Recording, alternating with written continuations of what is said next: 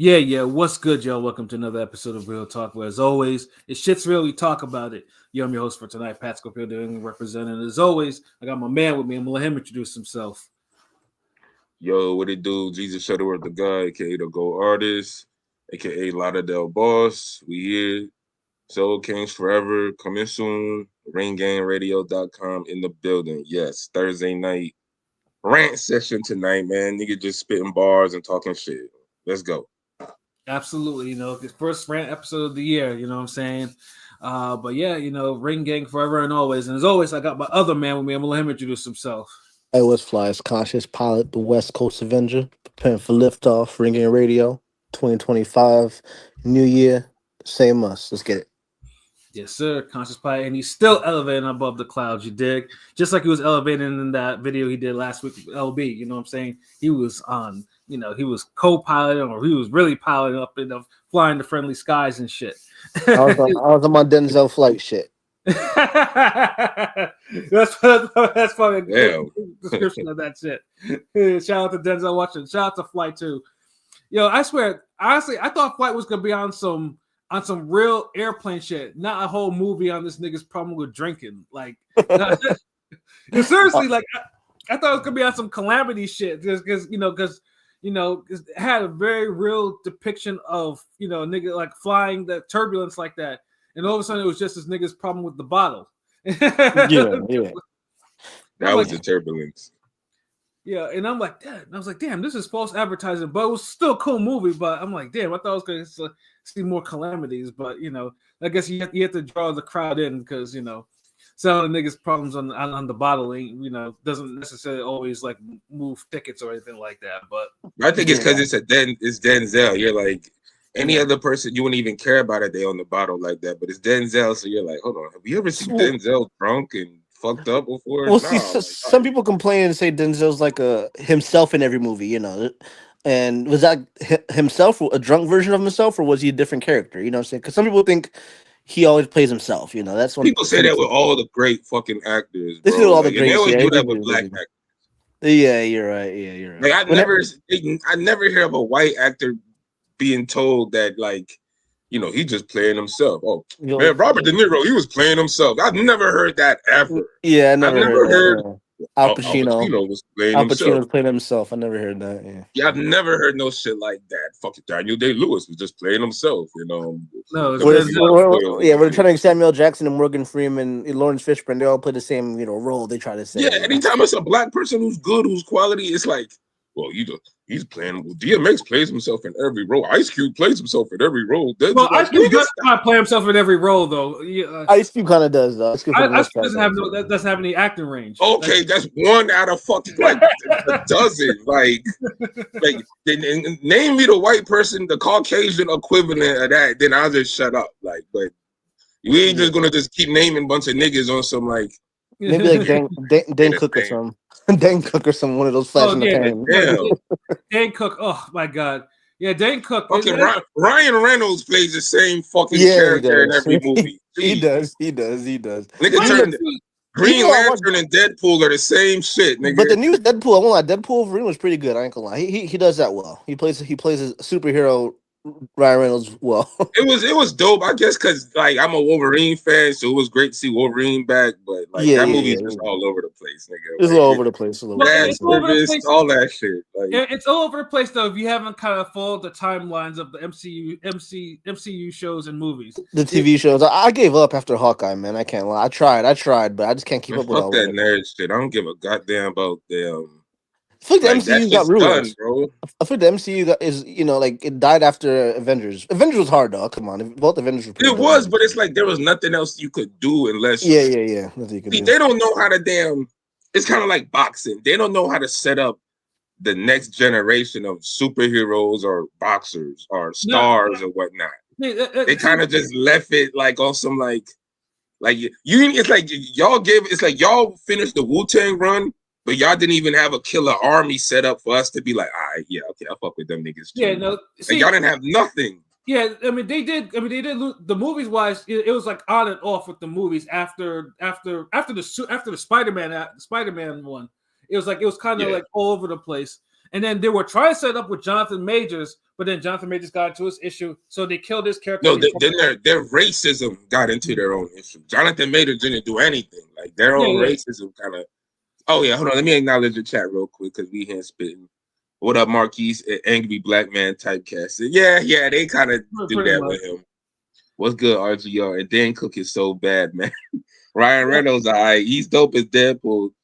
To be honest, haven't seen the latest one. Yeah, you gotta see the latest one. No, Deadpool Wolverine is violent shit, Rob. Like it's a it's a violent movie. Like it's like Wolverine puts claws to purpose. You know, Yeah. I mean, there's some good, I'm saying nostalgia. I don't want to say, there's some surprises in that one, that you kind of. Like the nostalgia. It's funny as hell too. Like I'll give it that. It's funny, but it is one of the more enjoyable post Avengers MCU movies. It's very enjoyable for sure. Yeah. And then Dane Cook. Oh my god, one of my exes loved that dude. Like, and I remember for a birthday, for one of her birthday, I got tickets to go to his concert show. You would have thought this nigga was like a rock star. I couldn't believe this shit. Like I could, and this dude was telling lame ass jokes. I'm over here trying to force myself to giggle, and she's over there cracking up. I'm like, what the fuck is so? God damn! I swear my dad told me that too. My dad told me he went to see him at a show one time, and he said he felt like he paid people in the crowd. He's like, I felt like people in the crowd were like getting paid to cheer and laugh like that. Yeah, it wasn't funny. That's what too. I was like, that's what my dad told me. Wow. Like this dude literally, I mean, because the concert where I saw him was in TD Banknote where the Celtics play, and it was like filled, like nosebleeds, and everyone was laughing and everything like that. I'm like, what the fuck am I missing? Nigga was gonna Eddie Murphy pop. He's gonna the Eddie Murphy. Yeah, no, like he made a whole delirious ass entrance and shit like that. I'm just like, what the fuck is this? Like, and everyone was on his nuts and laughing, giggling. The ass is like, oh my god, he's so funny. No, he's not. He was an industry plant. He was an industry plant. See, but then I got forced. Again, like around that time of high school, I watched that movie with Jessica Simpson, Employee of the Month. Like they worked at a grocery store or something or outlet. He only made one good movie, and I actually own it on DVD. I think it was Good Luck Chuck. I think that's the name of it. It was unrated. That's probably the only. You know who was? Well, yeah, my fault. Yeah, that was the only funny movie that he ever did. That, and then I think he got knocked for stealing jokes, like Carlos Mencia. Yeah. Hey, you know who's a funnier version of Dane Cook? Y'all remember the movie The Girl Next Door? Yes, I do. The guy, the director guy. I don't know. I think he was married to Fergie. I gotta see his name, but he's like a better version of Dane Cook. I don't know about this better version of Dane Cook. Like, I mean, I think everyone's a better version of. I mean, like the better version. A better version of Dane Cook would probably be someone like Bill Burr, who's legitimately funny as fuck. Oh yeah, Bill Burr, funny as fuck now. Like, even his damn I take Bill Burr over Louis. He got on Netflix. That movie had me crying laughing. Funny as fuck. I take Bill Burr over Louis C.K. Louis, he had that show on Comedy Central for a minute. I never thought he was that funny, but then he likes saying the N-word too. Yeah, he said it from Chris Rock's face. That's why I'm not Chris Rock down a peg for that video. With Jerry Seinfeld being offended more than Chris Rock was. Yeah, whenever there's Jerry Seinfeld is the more sensible offended guy in a room full of comedians, and there's a black person in the room, and he's speaking up more for blackness than the black person. That's a problem. Shout out to Seinfeld for trying to hold some type of accountability and objectivity in that scene you talking about. Because I remember it. Chris Rock ain't look good. I don't gonna lie. Like ever since he got slapped up, like a lot of Chris Rock facades got like discombobulated. He's a legend. He's a legend. But, no, you're right. He's a legend and everything. But yeah, but you can tell he kind of hate himself. Like I know what you mean. Like I've always preferred Martin, but for some reason I always feel like Chris Rock was rated higher. But I always like Martin better. But now, ever since the slap thing and everything, Martin clears Chris Rock. Well, To me. I'm no, just it's saying. Chris Rock because Chris Rock was on Saturday Night Live. So like in this, like when Saturday Night Live was actually, he was actually in there. So Chris Rock actually had the white audience and shit like that. And and of course, and then he was able to kind of graduate from the blacker and all that shit and other shit they used to do on HBO. And like niggas is this, black people is that type of humor, bro. So Yeah. Chris Rock got like iconic moments and shit. I get it, but you could just tell there's some type of man, I hate you niggas for picking on me when I was younger type of vibe. Yeah, he definitely got that. He ain't been the same. He ain't been the same since he was shot on Empire. Yeah, facts, yo. Like, he was playing yo, most unbelievable character ever in a series. Like, why would you have Chris Rock play a gangster old head in prison? Like, I stopped. I stopped watching when the brother went crazy and started seeing his dead wife. I checked out of Empire after that. Yeah, I think maybe season 4. I think it was the part where I think Exhibit was beefing with niggas and was like, "Yeah, y'all, it's time to tool up. We about to go to war." It got. The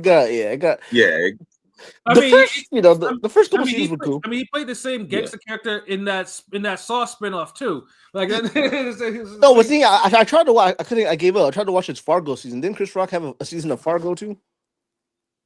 I believe, but Chris Rock was kind of dope in that Saw movie. Him and Samuel Jackson. Yeah, he was dope, but he was playing the same gangster. He was playing the same gangster character like that. Like, I think it was like. Of course, he was like he tried to have an edge, like, but see, it worked in the Saw movie because it wasn't as pronounced. Like, it was just like, okay, he tried to have a little edge, he's straight laced, boom, like. But as a purebred gangster, like you trying to have this nigga be like Avon in prison, like, stop. But even though he played himself, I won't lie. Top 5 is a really good movie, I think, from what I can remember. Well, that was him, right? In top 5. Yeah, top 5. Yeah.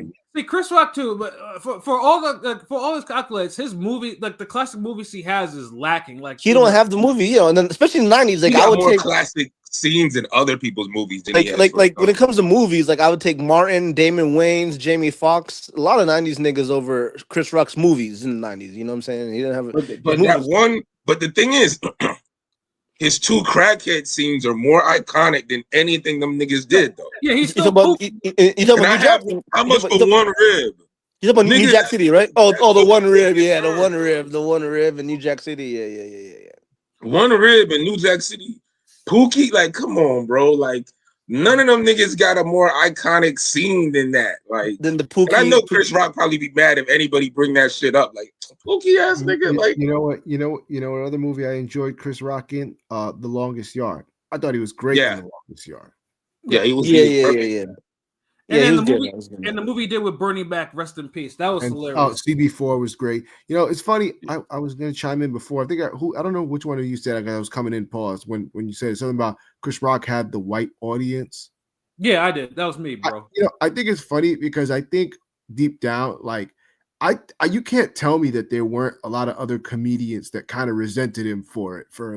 I always felt like Chris Rock and Dave Chappelle, there were comedians that didn't like the fact that they had white audiences right out the jump, and like some of them just had to go through the black rooms only, the Chitlin Circuit type runs, where like Chris Rock and Dave Chappelle just came out automatically, kind of on the big stage with the white people, like with all diverse fan base. They was kind of introduced to white people more so than the other. Like, I mean, Martin was on fucking. Well, what's that shit? What's happening now? Type shit. Dave Chappelle was on Star Search. I remember when I was real young watching him on Star Search. Martin was on Star, but also he was on Dave Chappelle was also on Def Comedy Jam too. So he still had the black audience though, but I think it was the white audience that kind of took to him faster for whatever reason. Yeah, like because it's like almost like all the boxing said. Like Chappelle had like the hardcore like black comedian fans, like because if you watch a Def Comedy Jam, you know what's up type shit. But Chappelle wasn't really a Def Comedy Jam. I wouldn't say. I'm not saying it's buffoonery. I'm just saying Dave Chappelle's comedy and stand up. He wasn't over the top with the antics. And I think and he wasn't. Yes, he was. He was. But I'm saying he wasn't like certain, like Bernie Mac. Like Bernie Mac or Chris Tucker were animated. You know what I'm saying? Dave Chappelle's more. I don't say more substance, but I wouldn't say that. I just think the delivery is a little different. That like Okay, I agree with that. Yeah. Like the other guys, like Bernie Mac has a more delivery that kind of is more like like almost like he's aggressive or just like more out there. Like, and the crowd, you know, he's how like the crowd, funny uncle in the family. But I'm saying, you shit. know how the crowd reacts. You know, like how the crowd, like you know, the crowd for Def That Jam. nigga be cursing his ass off. I mean, you gonna react to that too? Like, yeah, for sure. It's just a different vibe. I'm saying with Dave Chappelle's comedy, it's not really. I don't say the white people like it more, but I'm just saying because it's that more fucking stoner comedy type. the stoner shit. Sit there, think. Yeah, you know, type shit. Yeah, the pie, and of course, you know, and of course, you know, little racial elements thrown in the. Yeah. But the Mickey Mouse being Mexican was hilarious. I mean, but the funny thing, like, I always found a lot of his racial shit funny because it was like it was funny. True. It's so true, and it's like I always remember where he was like talking about like I stopped smoking weed, like I started smoking weed with white people because y'all just have conversations about all the other times y'all got high and what y'all ate, and he's like, but you can't fall asleep around white people because they'll do some borderline gay shit. Or Frank fell asleep when we stuck a carrot in it. Like that's some like that nerdy frat boy gay humor. Like he hit that on the head with that. Like pause. Yeah. Like bro. Yeah.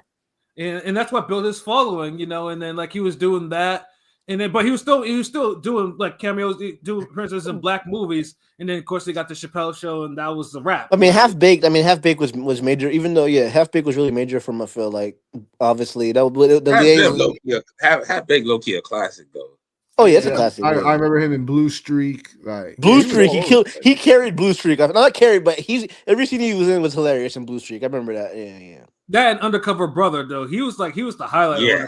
Undercover Brother. Yeah, his come up was really because it was black movies, but but they were diverse black. They were movies. diverse. It wasn't Yeah, like they were no diverse. good shit or some crime scene shit. It wasn't no Paper Soldiers with Kevin Hart. Yeah. But Paper Soldiers classic though. Kevin Hart hasn't made a funnier movie yet. That's his best movie. Yeah, like imagine your best movie is some shit you did with Dame Dash Rockefeller, like on some direct to DVD. Charlie Murphy and shit.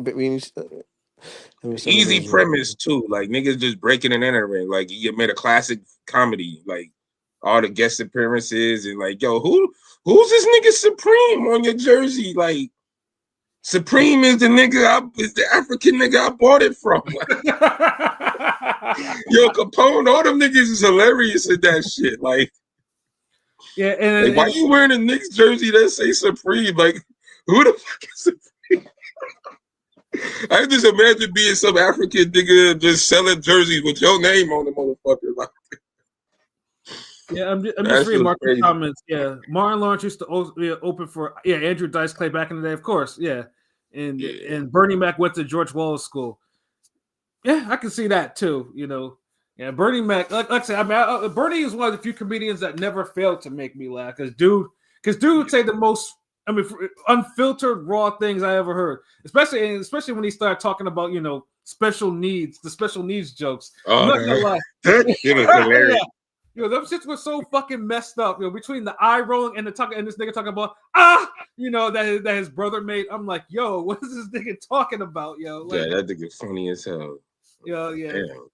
Yeah, but you don't have no comedians like that. Like even because we named a whole bunch of shitty comedians, and you don't have none of these today's comedians. Most of these comedians these days are trash. Yeah, they are. Like I'm like, or they could only like really roast. Like and it's like it was the up. I mean, I hate to say it. I mean, I don't mean to say it like that. And then it was like the uprising of a lot of female comedians. Like half of them were not funny. Like sorry, not sorry. Not saying that female comedians aren't funny.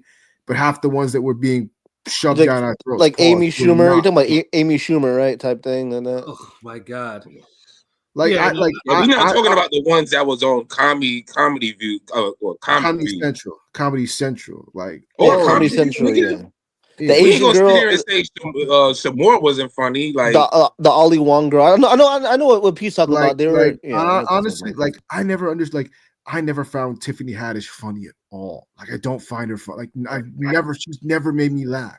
I don't get it. She's not funny. She was. I mean, there was that one. You only play one fucking role. Now that's somebody. If y'all want to say, "Oh, Ice Cube literally plays," no, Tiffany Haddish plays her fucking self in every. I think she was in it. The Eric Andre movie was kind of decent. I think I saw on Netflix with her. And it's never been funny. Like I don't like you could play the same person every movie. Because Tiffany Haddish is somebody who like she could be an entertainer, but being an entertainer and funny is two different things. Like I feel like she's a good entertainer. I think she just plays the game. You know what I mean. She's kind of they want her too because what she represents. Like it's that whole hood rat shit. Yeah. I think she's half Jewish too. Now, Wanda Sykes, I've actually gotten more than a couple laughs off. Oh no, so Wanda Sykes is a quote unquote legend. Wanda Sykes was funny.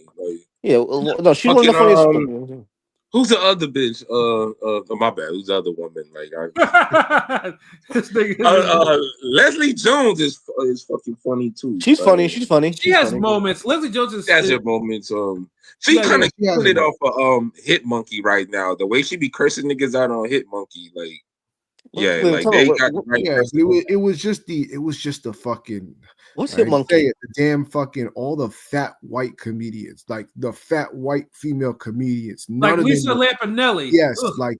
Her. I don't think I've laughed at literally anything she's ever said. Like literally, like I'm not even like Amy. Joking. Yeah, I know. There's Amy Schumer. There was that. Remember they had that British girl in all the movies. The British bitter girl and she was the British. Yeah.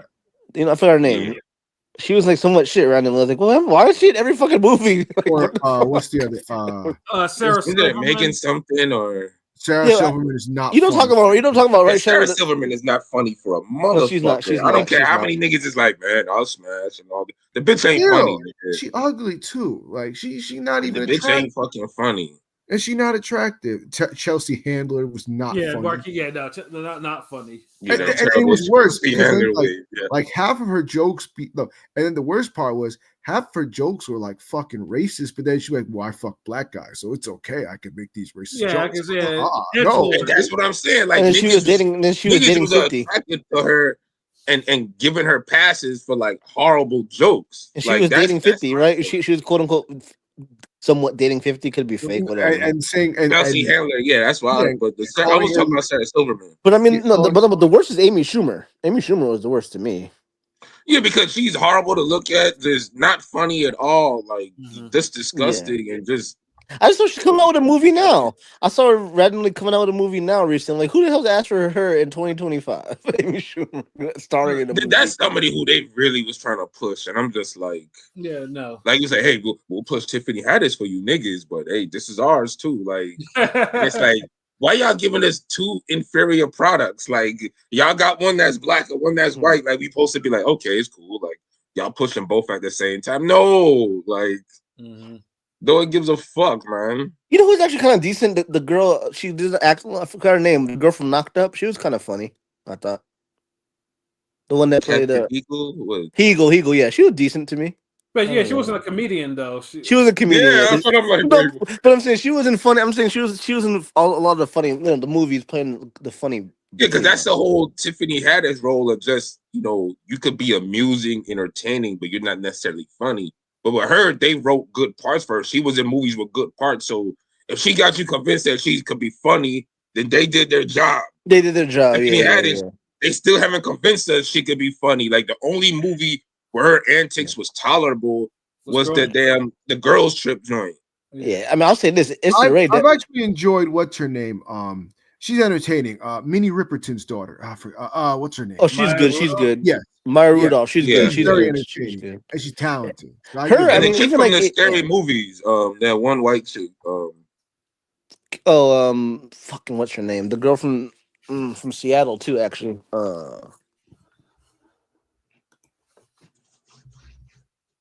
Anna Faris. Yeah, that's Anna Faris. Yeah, she was funny. I think I don't know if she's funny, but I like her mind for comedy. Issa Rae was pretty good. I mean, I don't know if I did watch Insecure. I ain't gonna lie, I watched Insecure. Issa Rae was funny. Like, but I feel like she was funnier in if niggas seen when she first came on the scene with the YouTube, the average girl, the YouTube shit, the YouTube, the awkward black girl, yeah, Misadventures of the Awkward Black Girl. That shit was hilarious. I thought Issa Rae was funny in like the aw shucks type of funny. Like you're silly, like that type of like that kind of funny, yeah. But she does all the writing with the fake Shane Mosley ass looking nigga and everybody else on the show. Like that nigga did look like Shane Mosley. I don't give a fuck. Like I need a blood test that nigga because that nigga looked like Shane Mosley. Like No, that but show was hilarious. It was relatable. Yeah. But she's like a brilliant mind. Even like that girl, like her and the girl that does Ab Elementary. I remember her back on the old school YouTube too, Quinta Brunson. Like they make good, they write good shit, or they make decent Yeah, but projects. they're the type of funny where you have to let them write and set up this shit and do it for them type shit. Like a lot of people just grab them. They're not like a Martin Lawrence funny where you could just Put hand these Martin niggas anywhere. a script and they're like, okay, yeah, this funny motherfucker. Like, he killing this shit. Like, Issa Rae, you got to give her a certain vehicle. I will, man. I will say, Martin's one of my favorite. But it's rough seeing him these days. Like, He he's looks just not in good shape. Like, he don't look great shape. Not in good health. Like, I mean, it's amazing. What do you do? Didn't he have two strokes? He had two strokes. Yeah, he had a couple of strokes. He had 2 strokes, and obviously he eats to drink and do a lot of drugs. I mean, when he talks, when he's not acting, like when I see him like on a talk show, and he was just like, you could tell he just wasn't all there. Like it was just I think he's on medication though. I feel like I think he's on meds too. He's on meds and shit. He had 2 strokes. That nigga was on top of the world in the 90s. He was doing all kind of crazy shit. You know what I'm saying? Like, so it's like he lived a rough life. But yeah, I know what I mean. The 2 strokes have took a toll on him for sure. Yeah, no, Martin, because Martin flipped out. He flipped out. He went crazy. He went quote unquote crazy. So they had to put him on some meds, and then he had the heat stroke, and then he's probably on some more meds. And he turned 60 this year, so I mean, on top of that, him and isn't his daughter you're getting married with Eddie's son or something like that? Yeah, but I heard that so many times. About for like 3 years. Yeah, that's what I'm saying. Yeah. Like, they gonna marry. I'm thinking they have kids already. But I would love to see Eddie make like a real, like official, like comeback, like one more time. I don't think he wants to. I don't think his heart's in it. But I would love to. Eddie was good in coming back. What you talking about? No, he was good in the last bit. On the stand-ups. Like, okay. No, he can't do that no more. He can't do it no more. Nah, niggas bite him too much. Yeah. No, I mean, go ahead, Pilot. No, I'm gonna say Eddie's the GOAT because I remember hearing stories how he we were speaking of all these guys like Martin, Dave Chappelle. He would go to the club and recruit them and put them on Chris Rock. You know what I'm saying? And Boomerang. You know what I'm saying? Like he would bring all these guys, from his neighborhood, be there, find them funny, and bring them along. And see how they do. And I mean, he's responsible for those 3 guys. Meanwhile, Bill Cosby rejected all these guys. Right? Yeah. They didn't have the image. Yeah, I think. Bill Cosby. Did he ever put? No. If there were clean comics, he put them on. Like he didn't embrace Eddie at all. Yeah, right. No, of course not. Yeah, he didn't embrace any of the '90s comics because he didn't like the racial humor. Because if you ever listen to a Bill Cosby comedy record, it's clean. It's all clean stories and shit like that. Like and he yeah, but he still had his edge. And that's why I never really fucked with Bill Cosby because he always came off like a fucking hating ass nigga.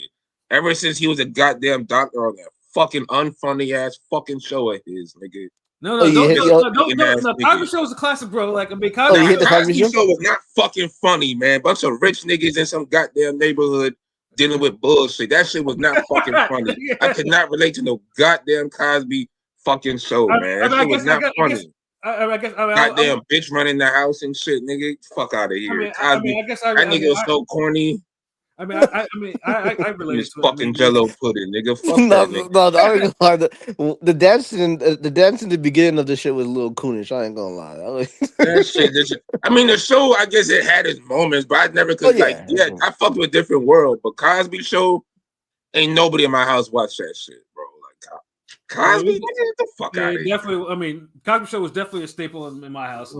Different world got better after Cosby stopped producing it. Like, yeah, he had to. Yeah, like, thank you. Like Cosby, bro, like he wasn't meant for like. And this is the thing, like, if you ever seen Uptown Saturday Night, classic.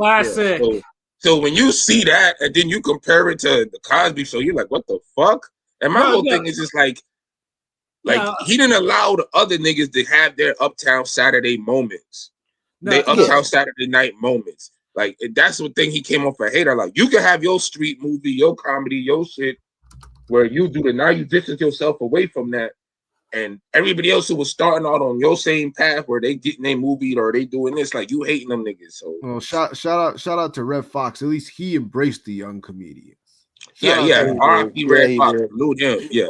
Salute also to Robert Townsend and Keenan Ivory Wayans. You know, like I feel like the Wayans. I feel like like with Robert Townsend and them, they're just they were the bridge to the gap. You know what I'm saying? The the 80s and shit. They kind of brought it. You know, they kind of were they're a little bit before the 90s, right? But you know what I'm saying? They major, just major. Yeah, it was impact, at like 1988 to 92 type of vibe they had. Like they was running shit. Was running shit for because truthfully, because it was funny because like you mentioned the 70s Bill, because the 70s Bill Cosby movies were excellent. Like those were like those were Let's raw. do it again. Like them shit was classic. They got George Foreman in the movie, right? Like, Uptown Saturday Night is still classic, still raw. You can still watch that. Like was George Foreman in that? Was George Foreman in that one or another one? Nah, he was in another one. Another one. Okay. I think he was in Let's Do It Again. But yeah, he's thinking of Let's Do It Again with the whole, and that's how popular fucking boxing was, bro. That's crazy. Yeah, you couldn't do that shit now. Who would be a recognizable heavyweight for you? You would have to use some old nigga, like. Yeah, no, but yeah, because which was the movie with him and Steve Martin? Who and Steve Martin? Who? Bill Cosby. Was no one with Steve Martin or? Well, I was thinking Richard Pryor and Steve Martin. Oh, sorry, no, Richard Pryor. I'm trying to remember. And I could be wrong. Like this shit's so old. We got too many movies, so I might be getting some of them. Hear no evil, see no evil. No, wait, that's Richard Pryor. No, never mind. No, it's not Steve Martin. I'm thinking the other dude. That I Spy. I actually like that. I was like, damn, you was off, nigga. Yeah, I Spy. Yeah, and shouts out to the later Fat Albert movie. I remember that one, like the 2000s. That's all this nigga. Bill Cosby. I used to fuck with Fat Albert, but then it's like even that shit was some weird shit. Like you got a nigga with a Scully all over his all over his head and it's put out like so who's this nigga's background? Like that's the shit that pissed me out. The nigga was the first Shiesty. Yeah, but a pink mask, nigga. Like, come on, bro. Like, what you gonna be holding a bouquet of roses at me? Like, unhand him. I mean, low key. I mean, I love Fat Albert though, but low key, some of them characters he had on some of the characters were kind of stereotypical. But can't tell Bill Cosby that though. Very much. But I respect it though because he drew that shit and he did the voices though. So I have to respect it. Like he did that shit. But yeah, no, Bill Cosby. Yeah, because in the 80s he was dropping shit like Ghost Dad and Leonard Part 6, and niggas were dropping like groundbreaking comedies, like and he didn't want no parts of it because they were swearing. Yeah, imagine you don't want the nigga who did Raw. I mean, pause. Because I know niggas like, what the fuck? You don't want the nigga that went Raw. Like, no. Yeah. Eddie Murphy Raw, you motherfuckers. Like, yeah, he could have been in Harlem. He could have been in Harlem Nights with Red Fox and Richard Pryor. He could have been in it. He could have found a place for him if he wanted to play ball. But no, he was like, no, I got to be clean. I'm Dr. Heathcliff Huxtable. And I like my sandwiches and shit like that. And Heathcliff, like nigga, the only Heathcliff we respect is that motherfucking junkyard cat, nigga. That's the only Heathcliff I fucking fucks with. Like this. The Heathcliff who's a fucking doctor and living in some area, whatever. Nah, nigga. Living in the brown that was punking them fucking dogs and shit and getting that lasagna. No, that's Garfield. But the Heathcliff that I know with the damn, getting niggas for their food and shit and beating up dogs in the neighborhood. That's the only Heathcliff I fuck with, man. Oh man, yeah, the comedy has changed so much, and yeah, today's comedians you can't even talk to them like that because they, it's just like they have no life stories. It's just like, okay, I want to be funny, and they seem like they get their humor just by maybe looking up stuff on the internet and just trying to and passing it off and trying to be like, okay, this is what comedy is, and some people think, you're funny, you don't offend anybody, Because half these niggas they do comedy now, they weren't even the class clown growing up.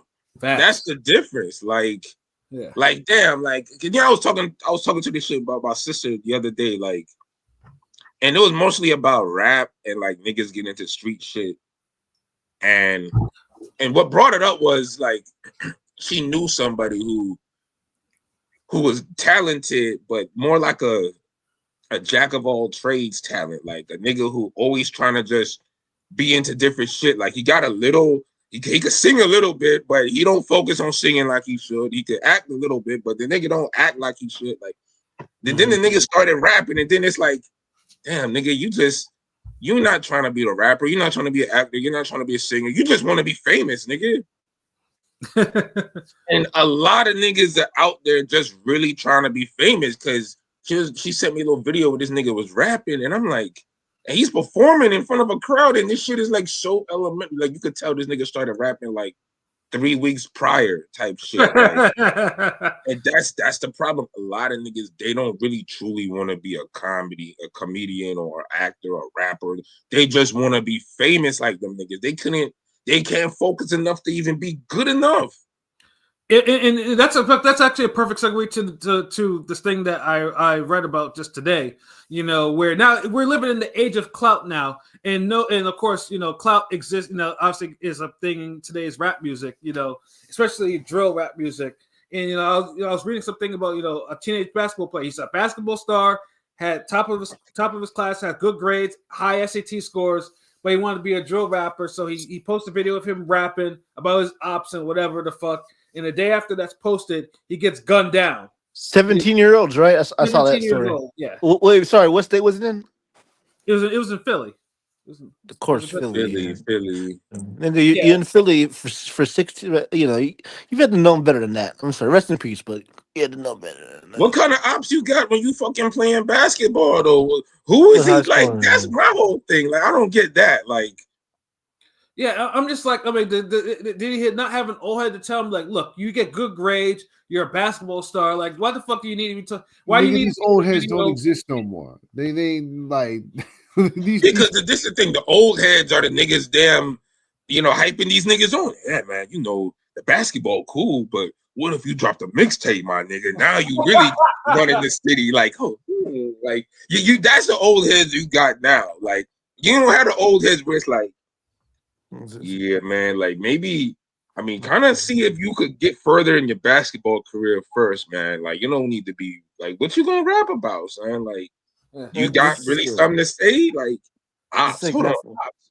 Who you beefing with, nigga? You play basketball. Like those are questions I need to have answered. Like who are you? Because if you didn't have nobody beefing with you, and you just make a drill song.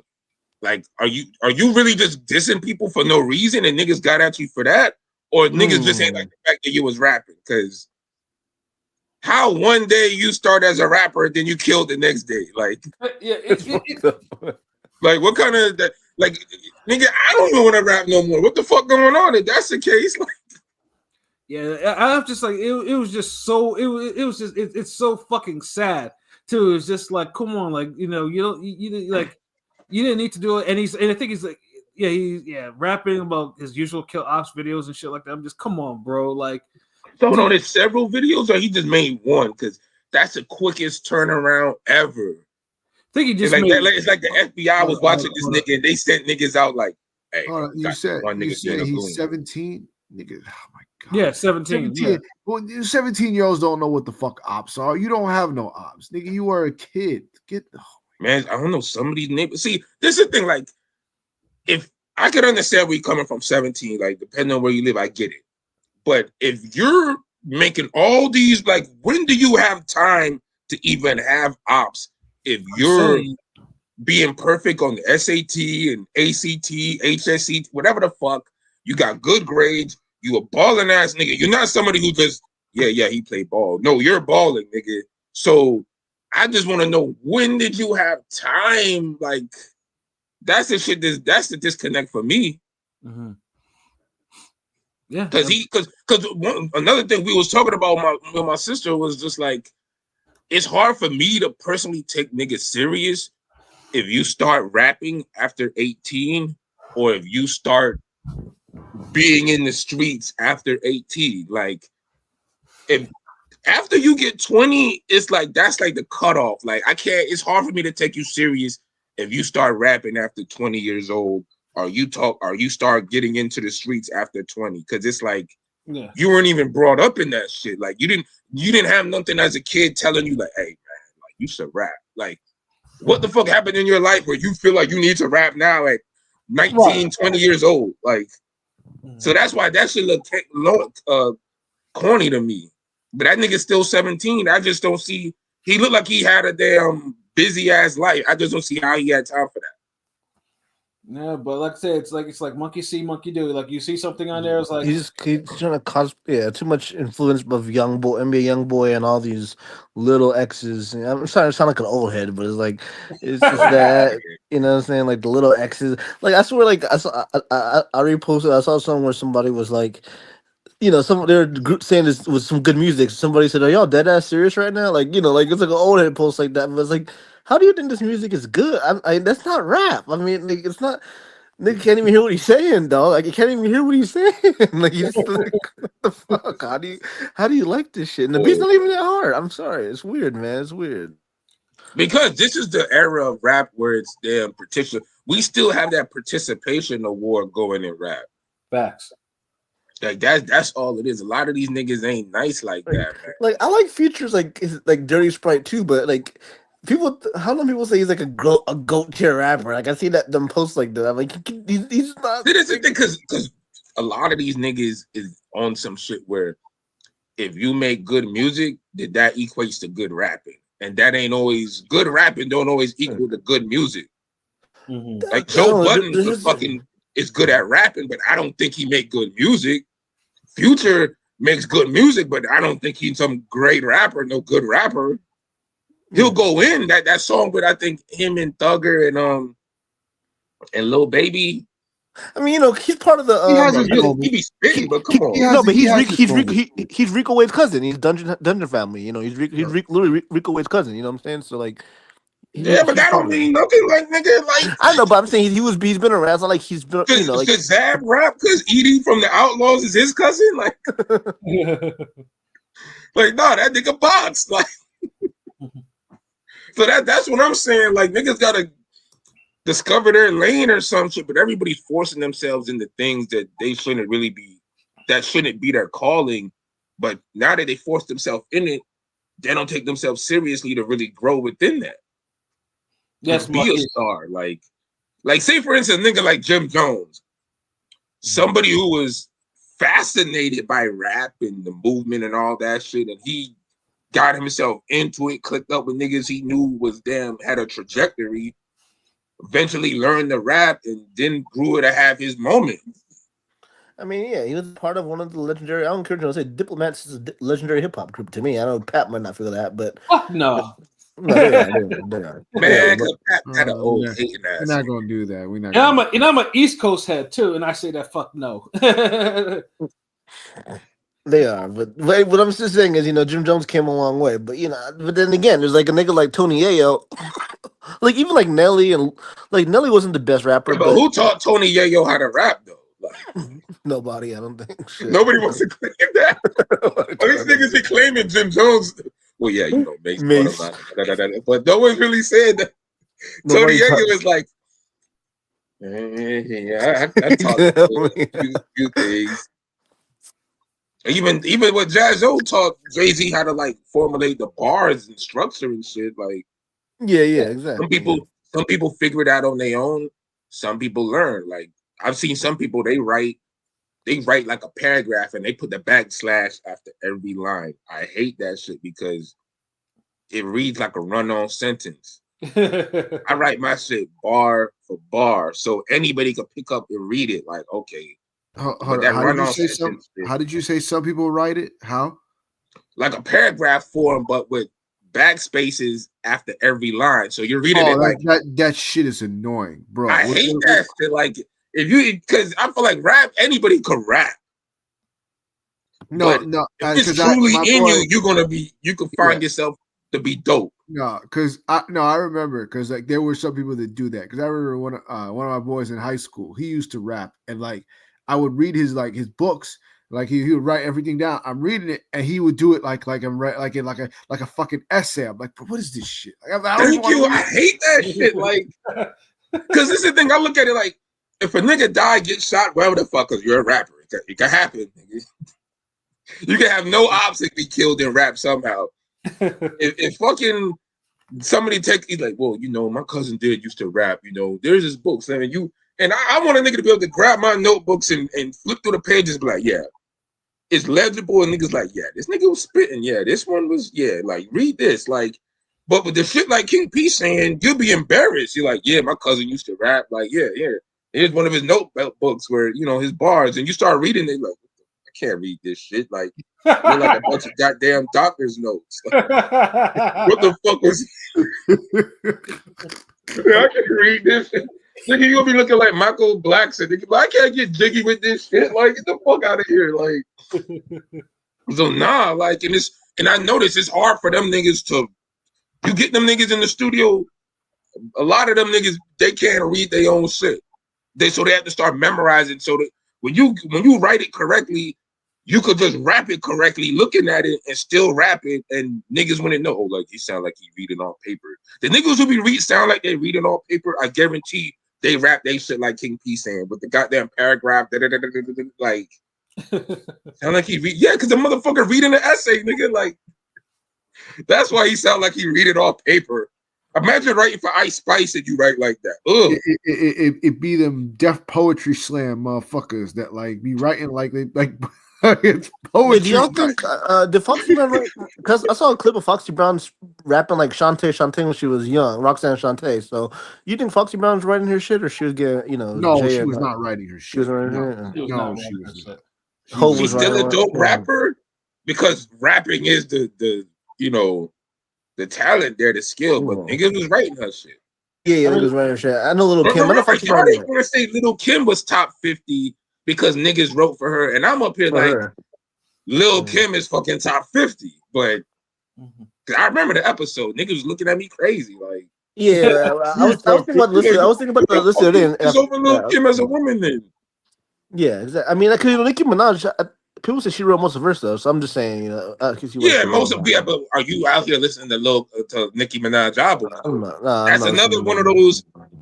She could rap, she could write, whatever, but she don't make good music. Not to me, but her fan base is crazy. Not to a lot of niggas, dude. How many niggas is bumping a goddamn Nicki Minaj album in they whip? Yeah, no, her music is shit. That's the difference between the 90s, 2000 aesthetic and now. Nicki can rap. I'll never take that away from her, but her music is shit. Like music is I don't want to listen to her. But I'm saying she has a fan base. I mean, come on, y'all scroll comments. Y'all see the barbs out. Y'all just see the fucking super Nicki Minaj fan. Bro, because look, what she did was intelligent. Like, it's great if you could get fans that truly fuck with you. Like, I don't even know who we could call our fans who, if they become on some Barb's shit or something like the Ring Gang Gangsters, I don't know, but if niggas formulate to that, then you did your thing. Like, you resonated with a group of people who are locked in with you forever. Like, that's beautiful. So salute to her for that. Yeah, but she got millions of them niggas. And what I'm saying is still true though. Like, how many niggas are you fucking seeing compared to back in the day when you could have Gangsta Boo, Mia X, the Brad, Lil Kim, Foxy, niggas will play that and you wouldn't look at a nigga no different. But if you hear a nigga playing some goddamn Nicki Minaj, you're gonna be like, I was like, what? I'm like, more niggas listen to Sexy Red and Glorilla than they do Nicki Minaj. And I don't listen to any. I don't even listen to those rappers either. Nah, even some. It is more acceptable because they got the same production as niggas. They saying the same type of shit. It's more listenable because if you listen to Gangsta Boo and Lil Kim and all of that, then you'll end up listening to Sexy Red and Glorilla. But Nicki Minaj is just like the song just don't work. I ain't even gonna lie. Even when some women listen to Nicki, I just be like, oh, I'm not trying to hear this. Thank you. Like my ex used to love Nicki. Like I tolerated because we were together. But I remember one time, like afterwards, I'm like messing with a chick, and I go to her crib, and she playing rah rah like a Dungeon Dragon. I'm like, oh God, yo, turn it off, turn this shit off. He had a flashback. He was like, no. My ears. Were you swinging like Cuba Gooding and Boys in the? No. You like that? Turn that shit off. It just, I ain't gonna lie, bro. It just sounds too performative and too extra. Like, that's why I can't really get into Doechii. Like, is she talented? Yes. Can she sing? Yes. Does she look good? Yes. Have the image? Yes. Rapping? I can't dig all that. Nah, she's I'm and she, yeah. No, nigga, shut that shit. I actually think Doja can rap, but she's just so weird at it. Like, no, you're talking about Doechii, right? Yes. Doechii, right? You're talking about Doechii from Black Hippie or TD. Yeah, the thing with her is though, she comes off kind of like and like I swear, like last couple weeks ago, like every celebrity was giving her props. Like she's the industry plant vibes with the way like everybody, like Billie Eilish and all these other people was giving her, cosign. This is like what the hell out of nowhere. You know what I'm saying? That's industry shit. That's I don't know about that. Hers is a little different. I don't really look at her as an industry plant like that. Well, I'll tell you what, I still have the Brat as I'm not Brat. I still have MC Light as my number one simply because she made great music and has great albums, which most female rappers can't make. Oh, she was spitting. Yeah, MC Light was spitting for sure. MC Light was dope. Dope as fuck. That and Yo-Yo and Queen Latifah, like Well, would y'all put Missy Elliott or she more? I love Missy. I love Missy. I mean, she's talking. I know she wrote so much. I mean, she wrote so many of the Genuine, Aaliyah. Missy, but although Missy's one of those that like she's not a great rapper, but she just knows how to make music. She's a great artist. I mean, she wrote classics. I'm saying but she wrote classics for like Genuine and like Aaliyah. She wrote a lot of those songs. With Timbaland and shit. So it's like. Missy was a good songwriter. I couldn't stand her rapping though, but she could sing her ass off. Like her rapping in the '90s was dope. Like she used to kill them little. Yeah, she was rapping pretty decent. She was rapping pretty decent. It wasn't until like the 2000s where she started getting a little weird. But the music. That's when she blew up. We'll Get Your Freak On and the other joint, whatever. She had a crazy run in the 2000s. It feels like early mid 2000s. I think the early 2000s was kind of like her peak. Is it working? Let me work it. Listen, bro. Like in 2001, I can't tell you how you couldn't go a day without hearing. Wait, my bad.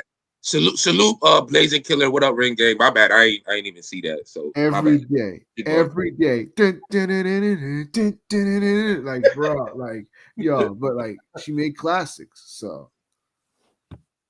Yeah, Missy just wasn't my cup of tea when it comes to the rapping. Singing though, yeah, I loved her singing. Like she could sing her asses off, but yeah. What, she could sing though? She could sing. I just think really. Yes. No, she could sing. 911. Yeah, she was. I mean, she was good. She was good. She was. What was the name of her? Yeah. What was the name of her understudy again? I forgot. Tweet. Yeah, there we go. Tweet. Or there was that one song that I got what you want, I got what you need. I forgot what the random. That song was hard as fuck. I ain't gonna lie. And, obviously you catch me in Montego Bay times. Like yeah. She voted that. I take it. Place. Or also remember, I ain't gonna lie. What convinced me to pause saying this, but 1 Minute Man. With the remix with Ludacris and Jay-Z and Trina, that shit going hard. I ain't gonna lie. Only because Trina was twerking on the bed while she was spitting. That's the only thing I know. Yeah. Pilot, man. I ain't gonna lie, though. This nigga Pilot, bro. I will say though, I do like some of these new crop of female rappers. I do. So Name them, bro. I always give Lotto her props. I always give Glorilla her props. Glorilla is nice. Like Glorilla might be my favorite of the bunch. But underrated. I feel like last decade Rhapsody is really dope. She can rap. I even fuck with Megan, even though Megan can be one dimensional. She can still rap. I'll still she was good. She was good. I only want to see Meg shake her ass. Like, let's tell you the truth. That's the only thing I care about. Like she can rap. Because she's gotten to the point where We know what she's gonna say when she opens her mouth. She's not. I don't think she's a bad rapper, but like for a she's while, not a bad rapper at fucking I was like, the fucking rap. The problem with her was I eventually got to the point where she was almost like the female version of the baby, where it was just like, okay, now it's just, she got like that. Like, but she ain't rapping as good as the baby though. That's no, but when she came out though, she was like, I remember like her early rise to fame. I was going through her songs like, man, she can rap. She was kind of like a Pimp C Bum B flow. She definitely she had UGK flow. She had that UGK flow down. You know, she was good. You know, I was like, okay. But the thing is, it's like she's almost in a way like Trina, but even like more pronounced, where it's like it's that one lane, one thing. This is the only thing we're gonna know you to rap about. No, Trina and Eve every time. Yeah, Trina and Eve were both similar in that vein, but they were dope. Nah, Eve was way more versatile than at least Eve on the first album gave you the whole package. Yeah, Eve could rap. Yeah, Eve was good. Eve was giving you different. Come on, we did her album before, like we did. What chick out here right now could make the damn song Eve did about her friend being abused? Like these women ain't got the type of depth that right now. Love is blind. Yeah, thank you. Like that, what chick out here doing a Love is Blind right now? Like nobody doing that shit. No one doing that shit and making it a single with a fucking video. No one's even taking that type of risk. And look how much all this abuse and shit that's going on right now in the world news and shit. Yeah. This is the perfect time for a Love is Blind remake or something like that. The problem is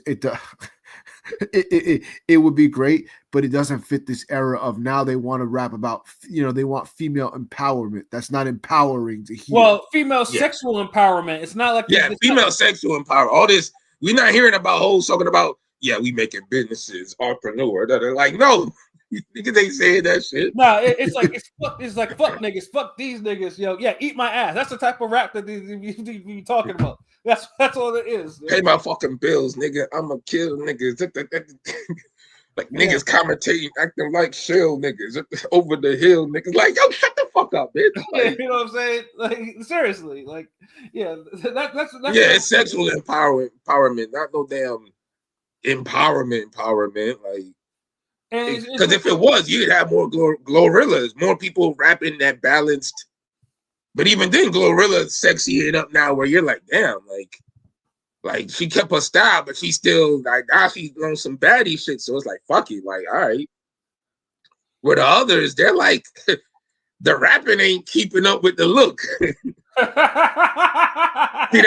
that's the difference. Glorilla did it smart, actually. City girls. Yeah. Glorilla did it smart. Like, she got you hooked in on her rapping personality, voice, and her mannerisms first. So when you do that first, all you got to do is keep improving on the look, and you can just keep growing. Like, give niggas what's the important shit first. What's important, that's what you, and I feel like we doing the same thing with Ring Gang. We doing we giving you the boxing knowledge, and just the straight up realness, the objectivity, all of that shit, doing it in a compelling, interesting, humorous way. Like, we put that out first, then all the other shit came in after. Like, that's how you do it. But when you build it off on sex, the little gimmicky shit, that's what niggas see you as first. And so once that gets played out, or if that's the same thing that niggas only recognizing you for, who cares if you start spitting Capadonna Winter Wars verses and shit later on? You don't have that type of attention from us no more. Yeah, either that or you try to spit like Kendrick Lamar, which I'm surprised no one has actually, no female rappers actually tried to go that lane. Don't cheese, but there's the closest thing with the voices and it sounds just like if you put Nicki Minaj, Kendrick Lamar, who I don't know who else, but if you just mix them up in a blender and you pour it out, like, that's what you get. And put Missy in that too. Sprinkle some Missy on that too. And that's what you get. You getting the Beat Me 911, damn, rah rah like a Dungeon Dragon, all in one, and it's like to mixed results. Like the song she got with Kodak Fire, like she got some bangers, no lie, but like a whole album of her just rapping. Nah, like she sounds like she would be dope in a group. Like you would want to hear small doses of her, and then you're like, oh shit, like yo, maybe a full project from Shorty. Like y'all can rate that. Meanwhile, Cardi B still living off that project she dropped 7 years ago and ain't dropped nothing since. Yeah, Cardi B's one of the worst. Verses and see, that's the thing, though. I mean, that's the thing. Like, I want to interject what P said. That's the thing with a lot of these streamers turned rappers.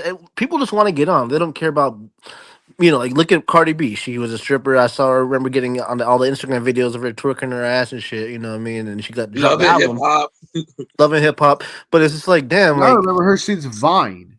Yeah, but I'm saying like a lot of these. Think about a lot like she's not Cardi B's not the only one of these artists, quote unquote artists, that had one album, one single, and that's all they had. You know what I'm saying? Like a lot of these motherfuckers, once they get pop enough, they don't care about making music. Why try? Because and that's why you see the talent the way it is, bro. Because like I said earlier, niggas just want to get famous. Look, there's two things that and you can get on easily. If you know how to, there's two things most people see on the outside that it's one kind of crazy. So if you know what you're doing, you have the right resources and look, you have the right strategy, you could blow up off that thing. And you should know those two things. So I'm gonna ask you, Pilot, what are those two industries that they're like ran on some damn crazy shit? And there is no overall real structure. Anybody could kind of get on. We're talking about hip hop, rap. That's one. What's the next one? Reality TV. I don't know. No, nigga. If you don't get this one, like what we do every Monday, nigga, like sports, boxing, nigga. Damn. Podcast. Podcasting is a subdivision of that. Yeah. King P was basically giving you answer 3.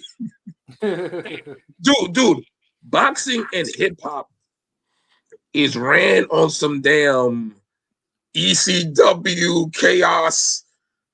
Who spiked the fucking punch with crystal meth type shit?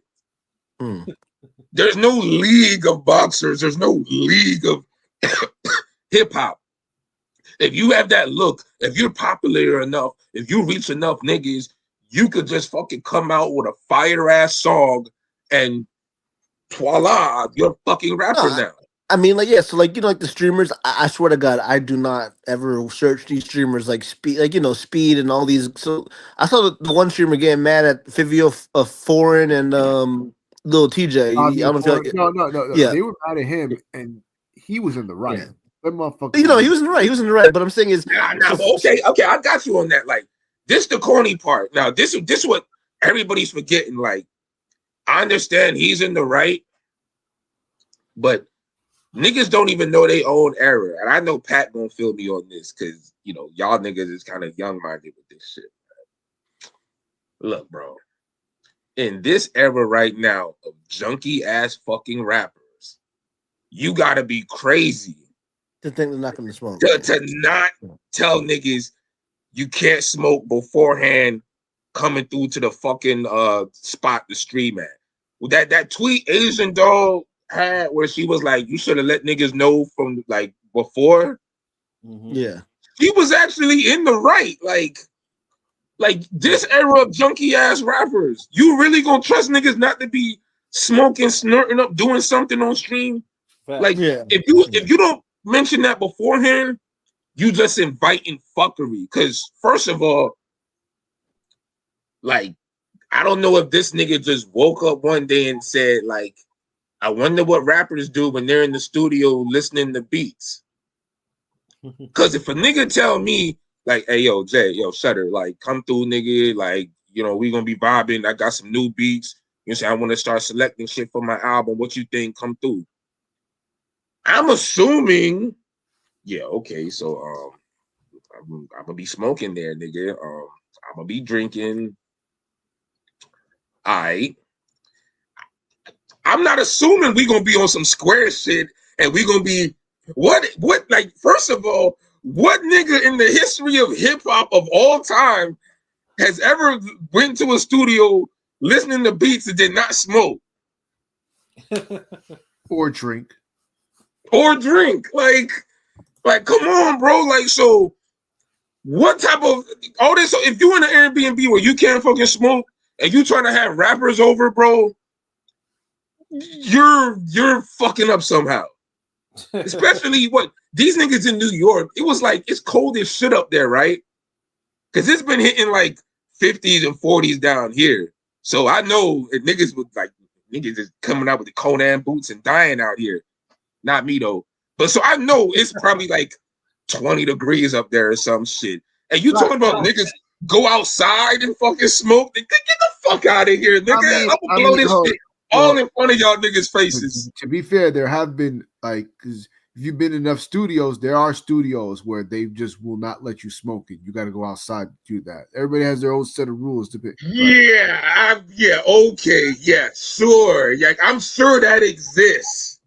But the best studios, like you either gonna be, even if they're in some type of lobby, that fucking beat is being played. I know damn where niggas ain't fucking damn going and standing outside the fucking studio. I'm talking about the weather, not just a hallway or a lobby, different room. So nah, come on, man. Like I'm calling cap on that, bro. I mean, especially in cold ass New York. You mean to tell me niggas is telling yo Prodigy, yo, you gonna have to stand outside, bro. You can't smoke that dust blunt in here, nigga. Like, come on, R.I.P. Prodigy, but you get what the fuck I'm saying, nigga. I feel you. Like, they just invited fuckery. And honestly, they helped him because I didn't know who the fuck that was before that shit happened. Now his name growing, so it's a win-win. Yeah, to circle back to that point, so what I was going to say is how foreign displayed that guy Blackboy Max, and I just saw today he dropped the verse on that diss. It's like that's kind of crazy. Like, what the fuck is going on? I can't avoid rapping boxing, and I can't avoid all this. The streaming shit is all over my timeline. I don't fucking care about these. It's not my demographic anymore. It's weird. Like, it keeps popping up my shit. Dude, it don't have certain shit expands upon demographics. Like streaming is such a wave now where it's beyond ages. Because look, Fabio Foreign 35, like get the fuck out of here. Like if he's on, like bro, like you got these old ass niggas, like you got young people, all these people. If you either watch it or you don't, you're gonna see some type of clip on it in your timeline or something and it's gonna hit a subject or something that's gonna resonate with you somehow where you're gonna end up talking about it. Hence us talking about these niggas right the fuck now. Mm-hmm. And streaming and rap, boxing, podcast, streaming, those four things, but hip hop and boxing are the first two because that shit, because of the history, it lasts forever. See, if you can make one fire song that everybody fuck with for like one whole year and be known as that one nigga who had that one fucking song for the rest of your life. Like Sir Mix-a-Lot. Thank you. And no matter what era you did it in, like if you got a million niggas to fuck with your song, you're known for that. So niggas see that and be like, okay, I can ingrain myself in some type of way and be known forever. Boxing, almost the same shit with if you throw some fades, if you throw some hands at a boxing event, no matter when or where, there's some nigga who's seen it and it's documented and there's some video and you'll know forever whether you got knocked out, beat up, or you beat a nigga up or you knocked the nigga out. Mm-hmm. Sticky fingers. Yep. It don't have to be like hip hop where there be a million niggas remember your song. As long as 10 niggas knew you fought at the goddamn the Bronx Avenue Drive or some shit or some gym here, or you streamed or you was on a Gilly card, or niggas gonna remember that shit. Same thing. See, the thing in reality TV, almost the same way, especially if you have your moment. The thing is, if you do pure streaming, you can have crazy moments, but streaming never got to the point where you could do something classic and you remember forever. You just get lost in the damn sauce. Think about it. The niggas who was streaming 10 years ago, where the fuck they doing now? Yeah, fair. You don't remember them, but a nigga who made a fucking one-hit wonder song, Put, you still remember that nigga. Do y'all remember Justin TV, where you could stream and find all the early box, and you could find all the the original crack streams. You know, now that turned to Twitch. That's actually Twitch. That's actually the Twitch app, Twitch.com. So I feel like a lot of those guys that you're talking about, some obviously fade to obscurity, but some parlayed it to like different avenues of business, probably. You know what I mean? Yeah, dude, that's the thing. Like, they're like, that's one success story out of them niggas. But you could name 10 rappers who had a hot song in 2010 that you don't know about now, but you remember they had that one song. If you go to damn 10 streamers from 2010, you can't remember anything them niggas really did. That's like the one. If you talk about the niggas who was like doing pranks in the hood, there was a bunch of niggas doing that shit. Who the fuck you remember from then? You remember like 0809, there was that black YouTube comedian guy. He kind of had like some beady eyes, but he was pretty funny. He did like skits. I'm just saying, like a lot of those niggas early on, the Hodge twins, those. I'm just saying a lot of those niggas back in they just, it's just crazy how they. Yeah, fuck this guy. But I'm just saying, a lot of those early YouTube, I feel like it's even before YouTube. It was like the MySpace videos. Spoken Reasons, I remember him. I remember Jerry Levine Jr., all those motherfuckers. All those guys. I don't know what happened to all them motherfuckers. You could name these niggas, but you can't, most niggas can't remember what the fuck that they streamed or even did. Yeah. That's why niggas choose boxing and hip hop to start off in, because you can make an impact if you do something at a certain level. Whereas like that guy DDG streaming like that. Like that guy DDG. He fucking, I didn't even, the one that got the one of the Holly Berry pregnant and he streamed. He did a boxing thing. I saw he was doing Holly a boxing. Berry. Don't call her Holly Berry. Don't yeah. But I'm saying he was like he was in one of those misfit shits. You know what I'm saying? He boxed a lot of those. Yeah. You see, he had he was known and he was streaming, making money doing this thing, but it wasn't until he started being into music and other shit like music and boxing where expand, more people know of him. Yeah. I'm telling you, it niggas see it, like even a bitch like fucking Whoa Vicky, like someone like her will try to get into music, rap. Like what business you got rapping? But people know if you got that popularity already and you make a rap song that people fuck with, niggas gonna remember you forever. You could parlay that into other shit and turn your back. Look at Cardi B. Good enough for the first album, but it's like you just keeping the formula alive. You're not even presenting out no whole albums no more. I mean, the machine working so good. I mean, reportedly there is a Cardi B album, but she won't. Yeah, we've been hearing that for the last 2 years, though. Yeah, it's how long it take to make a fucking album. No, I mean I think it's done, but I think because they're afraid, because if it flops, obviously, if it then that her image will kind of take a hit off there. And truthfully, it should, because she's a terrible rapper. If it flops, it flops. Put that shit the fuck. Just put it. And thank you, King P, because she's at the point where she has enough fucking fans, it'll still do numbers and all that shit. Like, just put it the fuck out. Like, she's one of the few who still riding her initial wave, like where she's like going through eras, like. So may as well just put it out, like the fuck, especially with female rap at its all-time high now. I mean, it's like the early 2000 shit. I mean, she's been putting out other songs from. I'm pretty sure there are songs from the album, but none of them shits is hitting like that. That bongos shit ain't hit. The other shit she did, I think she shot a video down here. That shit ain't hit. Like they just come off the damn mute clips. Yeah, as they should. Seriously. And I fuck with Cardi B. Like, she be having fire verses sometimes, but it's just like, if niggas don't think they can come out with a fire album, believe them. Mm-hmm. And that's all I got to say about that. Because if they could, they would. Just like Andre 3000, like he's justifying all the niggas who used to say he ain't no fucking top 5 or top 10 solo artist. Y'all niggas need to kick rocks out of here. Yes, we were right. And he's telling you right now, like for the last couple years, man, I can't rap at that level y'all want me or think y'all can rap at. Y'all gave me this level and I don't want that pressure.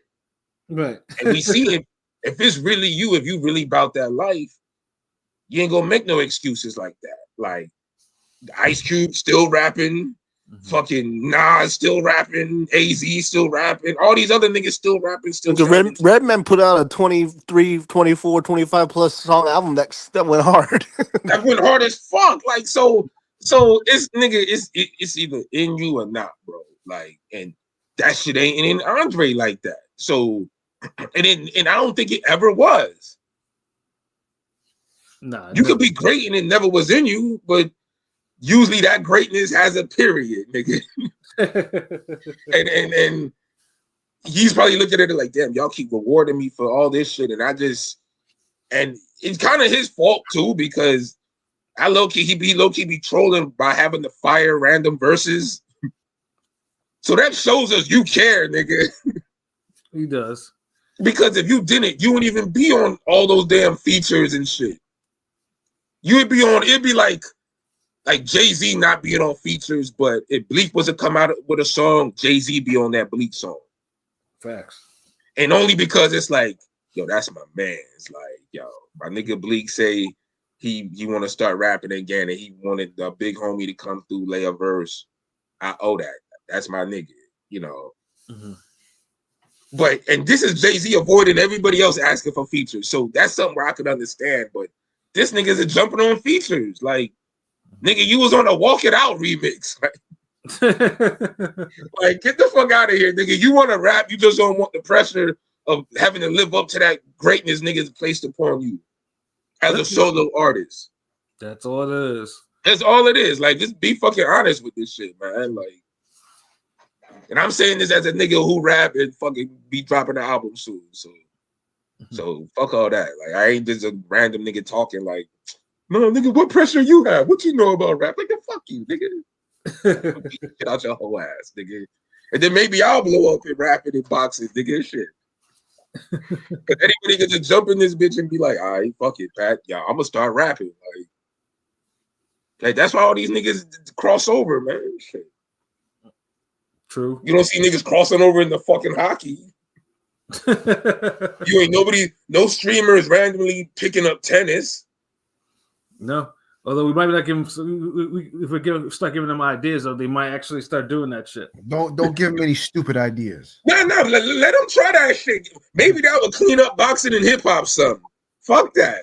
Yeah. One of y'all niggas try football. One of you niggas try country or some shit. Like, give us a break on hip hop and boxing for like 1 year or something. Like, let it reset itself. And so the niggas who do jump in be kind of more serious. And it's funny too because as much as people say boxing coming in like a niche sport in here, it seems like there's more and more boxing podcasts that are popping up. Like it seems like, yeah, and I'm thinking to myself like, how does this work? It's like that's telling you that more people have a craving for boxing than all these promoters and all these people telling you that there is. Remember, I've been saying this for years. Like, I be on the grassroots, I be in the streets, the gyms, niggas be women, niggas don't matter, black, white, Ukrainian, Neptunian, it don't fucking matter. They into boxing, nigga. It just boxing is the one thing that's under marketed and under promoted to Americans. You're talking about one of the most or the most violent country in the world. And you saying that there's not a fucking yearning for boxing? Mm-hmm. We just don't, dude, fucking, what Corey Spinks had, like, 20,000 people see him dance in front of Zab? Yeah. Yeah, that shit. Like, nigga, like, come on, like, these niggas ain't trying hard enough. I mean, I've had people I know that have gotten their interest in boxing either reignited or ignited just simply because they hear a couple of our episodes and like, oh shit, this is okay. Like I didn't know it was like that, and then they venture out on their own to go search for shit on YouTube or whatever, and they come across it. And it's like, oh, it's there. That's why it's just like, it's just funny to me, like how boxing should be able to kind of market itself quite easily because there's more than enough fights that can, but it just doesn't. It doesn't. Boxing has great individual marketing, but you need something to kind of like treat it as like a showrunner, like a general guide or guidance or something that could kind of get you into the fucking like sport somehow or immerse you better. Like that's the one thing boxing is missing. That's one thing that UFC has for MMA. Like MMA has the UFC module where it's like, it don't have to even be true. Mm-hmm. It's just said enough. Like the best fight, the best. Like, hold on, this nigga got like 7 losses. This nigga got 8 losses. I guess they are the best for their rudimentary level. Okay, yeah. Best fight, the best, nigga. Ah. And boxing, we're like, nah, get the fuck out of here, nigga. Like, what is this? Glenn Johnson versus Courtney Burton ass fight, nigga. Like, no, nigga, no, stop. I think my curiosity is just like what's bringing them into the sport too, like because me and you we've had YouTube channels for almost well over a decade. We've had our own, so it's like and boxing was popping then. Yeah, it was the Swag Science and the Pat Scorpio show. Like, yeah, so that's why I'm just curious, like what actually brings people into boxing? It's always been there, dude. It's more shit going viral. They seeing more streamers do it. They're seeing Jake Paul. They're seeing that there's more news and interest and buzz in boxing. I don't know if you've seen that video. And damn, we end up talking about boxing. Shout out to Android, everybody else that be wanted rap music or regular nigga rants. But y'all getting some boxing shit tonight too. Well, no, this is not really a boxing rant, but it's just curiosity. We're talking about podcasting, and like nah, because it goes into what I'm about to say with that Ariel Howie, whoever the fuck his name is. Ariel Helwani. Yeah, that. Okay, thank you. There's a clip of him saying like, hey, man, I don't know about you guys, but there's been like a general interest in buzz. Like boxing's at an all-time high now. Like, the interest for fights and this, that is, man, like MMA ain't seeing that. Like, who cares about that now? But boxing did it. And then, and that's been circulating. And Lou DiBella had completely disagreed. And I agree with him. Like, boxing is not at at the sport itself, like, is not at an all-time high. But I think the damn need for boxing and the want for boxing is at an all-time high. If that makes sense. I think the interest is high again. Like there's the interest is high, but the sport itself isn't at a high. Yes, they can say that. Yes. Yeah. And the way dude was saying, he's saying the interest is at a high and the sport is at a high. And no, the fuck is not. Like the sport, like, dude, if Jake Paul and damn 60-year-old Tyson is the biggest event America had in boxing for the whole year, nigga. Yeah. You can't tell me boxing ain't operating at a no. And the other 2 events that you're gonna say, well, how about Canelo Berlanga? Yes, Canelo Berlanga. Really, that's boxing operating at its highest level. Like, oh, what about Canelo Munguia? Wow, great example. Yeah, you can only really go back to damn Haney Garcia, and then when you look at that, that's like most of us thought Haney shouldn't even have took that damn joke ass fight. Remember, we was already saying, hey, Rolly and Ryan Garcia need to damn fight each other, and they didn't make that happen. So it was like, fuck, because we was all anticipating fuckery from Ryan Garcia and with David Haney fighting. Yeah, good point. Because I totally forgot Ryan and Rolly was kind of like it was teased, paused, like it was like like it was in works, right? But it fell through. They actually were negotiating. Yeah, you're right. Yeah. Yeah, it was talked about, dude, and we was like, man, like.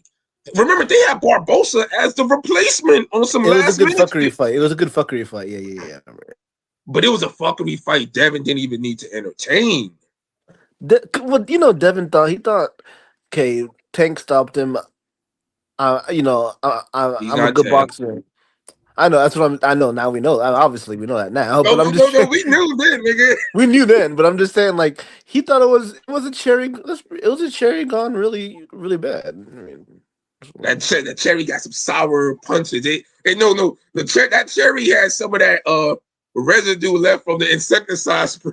he didn't expect to get hit with a. I know with the PEDs with that. He didn't expect to get hit with a left hook in the first 30 seconds. That would change the whole fight. Imagine a nigga you don't fall 3 times in the amateur. You'd expect to get hit. 6. It was game 7, so it was 6 times. 6. Imagine if you fought a nigga 6 times already in the amateurs, and you don't expect to get hit with their best weapon. His only weapon, because that left hook. Well, nah, you gotta give us some right left hook hands, is like nigga. the lower weight level. Wilder right hand, Wilder right straight. You know what I'm saying? Like that left hook is like that kind of Ryan Garcia's left hook is better than Wilder's right hand. hand. It's better. Yeah, no, for sure. But I'm just saying similar. The obvious punch, like whatever. What the fuck is the only punch you knock niggas out? That's like yeah. Imagine like a nigga like that's like Curtis Stevens landing that left hook all the time on you. It's like, damn, bro, he just got the catch and counter. Chill, nigga. Like Danny Garcia, Tito Trinidad. You know what I'm saying? But that kind of level. I'm not saying Trinidad land his left hook on you. That's not really the worst thing. Like, yeah, there's some niggas who their special weapon is so good that you either have to be special to avoid it or just be perfect or have the right strategy. Yeah. Because they're going to get it off, pause. Where other niggas, it's their special weapon, but it's like, okay, nigga, if you focus and and you're supposed to be better, you supposed to handle that shit. It ain't supposed to be no unibeam. Like, it ain't supposed to be no proton cannon type shit, nigga. That's what I'm saying. Devin Haney's treating that left hook like it's fucking a proton cannon. Like, he's treating it like it's a Trinidad left hook, which is infinitely harder to deal with than a fucking Ryan Garcia left hook. Oh, yeah, for sure. Just even the release, the compactness, the sharpness. Like, and Tito would be Tito would put that Mike Tyson, that one to the body, one up top, and it just yeah, like that's like damn. Ryan Garcia, them shits be wide as fuck. He be damn waiting to throw that motherfucker. But it is super. I mean, it's super fast. I don't know. I wonder if it's the PEDs. I don't know if it's always been the PEDs, but it's like a natural, innate left hook that just is fast and strong as fuck. It's just the left hook is just good, bro. Like, I'm not like, look, he still cheated. Like, I'm not one of these niggas fussing over the weight. The weight shit he paid for that. Like the whole Australian. I'm not a chemist. I'm not Pat. I don't know about the supplement shit like that. Like, I'm not one of these niggas who injected that shit. I don't deal with that shit. I'm dealing with natural shit. So I don't know how much of an effect it could increase, made it better. But if you have a great something, it's already great in its own right. Like, I don't think it's going to make it perfect. Like, I mean, Ryan still has to throw the motherfucker and land it. Right, yeah. I just don't like the whole, cause that brings me up the whole rematch shit. What y'all think about that? Obviously it needs to happen. I don't know. I don't really have any real thoughts about it, like any strong feelings towards it. Like, okay, whatever. Yeah, they got to share a card, and just one's. They're gonna get who knows. One might get Tio, the other one might get Jose Ramirez. Jose Ramirez or Pitbull for Devin. No, these are some like pretty like solid Well, this thing Teal's in the mix. I think I do like welterweight's my favorite, so I'm glad that 147. That Devin. Well, I think what Devin's saying by 140, I think it's gonna be a catchweight first, like 143 or something. But eventually, he can't fight that. Dude, he can't fight at 140 no more. If he's drained and pissed at Ryan. But I'm saying you saw his tweet. You saw that tweet. He said goodbye 140. So I mean, he's too big for 140. Is what I'm saying. He's too big. He should have moved to 135. He should have moved up to 140 when after like Linares or Jojo Diaz. Like, he stayed too long at 135. I felt like he kind of corralled himself. Like, yeah. Stayed it too long to where when he did move up, it wasn't enough. So he was still drained. Like, why you think he was? Why you think he was making such a big deal about? Well, it is unfair because he didn't have to drain down those last, 2 or 3 pounds to get to 140. I did, and it's like, bro, why did you have to drain down those last 2-3 pounds? Like, that's the problem. If you have to drain down for those last 2-3 pounds, you're fighting too low of a weight, bro. You shouldn't have to fucking He's clearly a welterweight now. He's clearly a welterweight, but I don't know if he got the. I mean, I think he beat some guy. I mean, I don't know. Like, would you think he'd beat Barrios, Daniels, Norman? Like, do you think he could beat any, or they all would knock him out? Fucking Barrios isn't shit. I don't even know about that, man. But you gotta remember, this nigga Pat hates Barrios, so it's hard to say. Okay, how would Devin? Okay, how would table right? You know what? Your pilot, fuck it, pilot, be the DJ on this. Okay. Give us matchups, nigga. Like, cause I always do this to y'all. Devin, yeah, okay. Devin at 147. Devin versus Karen Chatuzkin, whatever he says his name. That's a hard fight. Yeah, that's a. That's the first one I thought of. Devin versus Karen. Wow. That's 50-50. That might crazy. Be 60-40, nigga. 55-45, nigga. That's crazy. Yeah, that's crazy. Karen. Damn. How about you, Pat? Who you pick, nigga? Oh, me? I'd probably. I don't know Devin's chin. I don't know if Devin got the power to chin at 147. That's the thing. That's going to be. He got the frame. Because I always felt he was going to be in that 154, 160. But I would lean Devin. I think because look how he looked really good at 140 in his first time out against Regis. You know what I'm saying? Like, he looked better and exceeded my expectations. Yeah, he should have stopped him, but he did drop him. And look great performance. So I think. Yeah, but this is Regis we talk. Like, Regis ain't look good in like years, bro. Like, we're seeing now that performance wasn't such a big deal now, bro. Let's be honest. Now looking back now. Like, looking back now, like what we know now, like, and look, they finally put Regis in a fight with somebody who's not gonna box. All right, I got one more matchup besides the champions. The Blair Dorsey fight. Blair Cobbs or Devin Haney? Devin Haney. Devin Haney should win that. Mm-hmm. But Blair Cobb is feeling himself now, so he's still dangerous. Yeah.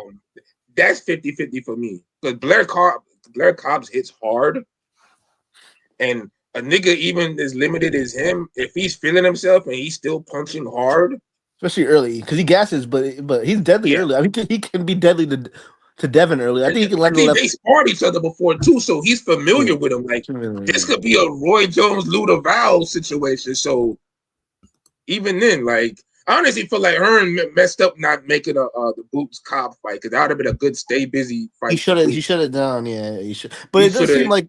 It does seem with the Tank, how Tank Davis is like kind of getting like, seems like he's getting upset low key just because all the niggas don't need him no more. I feel like they don't really need him for they'll say his name, I guess, for some clicks, but in terms of money, Tricky is overpaying like a motherfucker, so they don't really, I feel is he really overpaying like that? Because what are these niggas making that's so much more than what Tank is making? Because I haven't heard any numbers yet. Like, I'm just saying that he's probably overpaying. He's probably overpaying what probably, they usually bro. see. Look. These niggas clearly ain't no good fights. Why does everybody want to go on Riyadh season? Because they're getting paydays that they don't. They're getting paydays that they know they don't deserve. So they're taking that shit. Of course, I'm just saying. Yeah, of course. Then what are you trying to argue, then, nigga? Like, what I'm saying is, I feel like Tank kind of frozen out. Go there to make noise.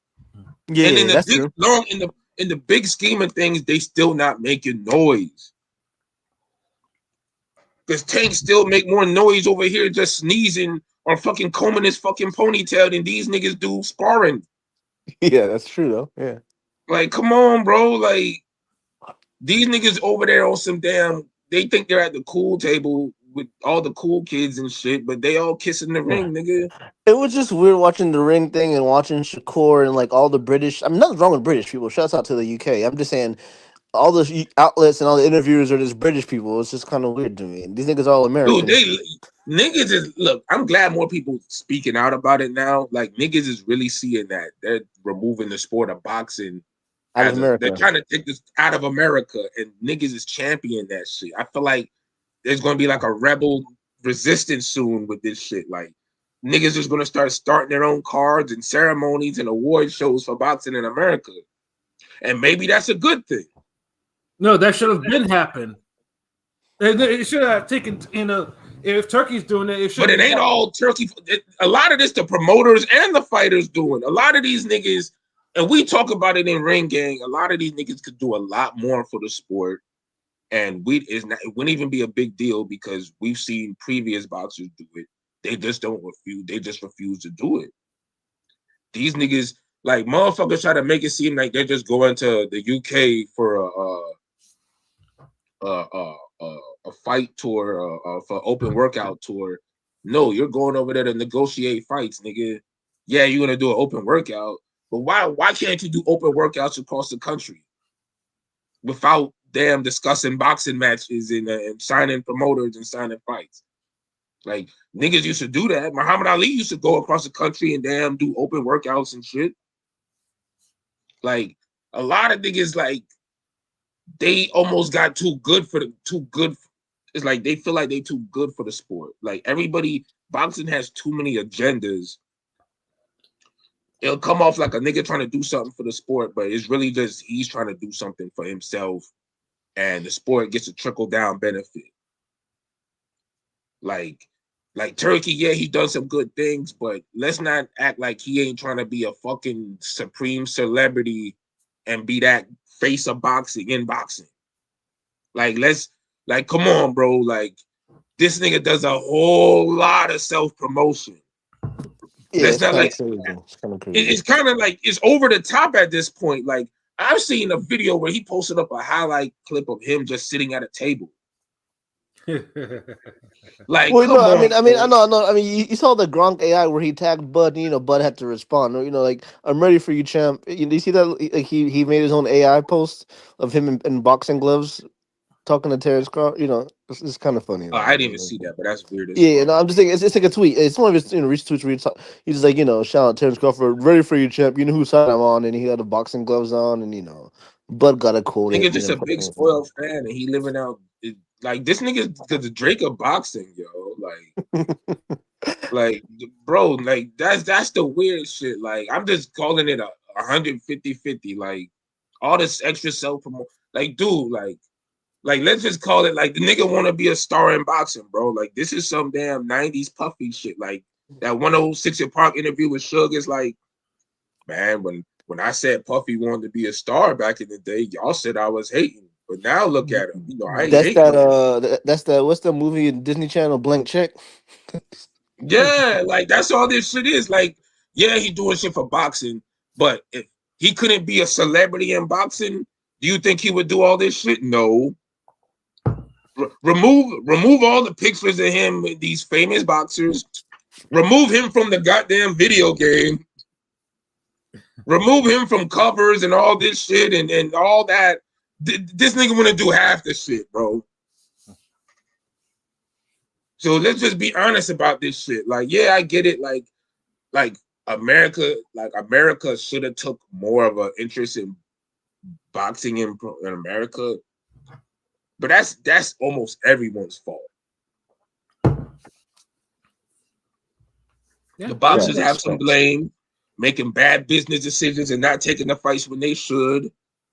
The fucking promoters have some blame by not certain fights. But what I do find interesting, I heard with the Matchroom versus Golden Boy card 5 versus 5. Do y'all think Zerto Jai is a worthy headliner for that?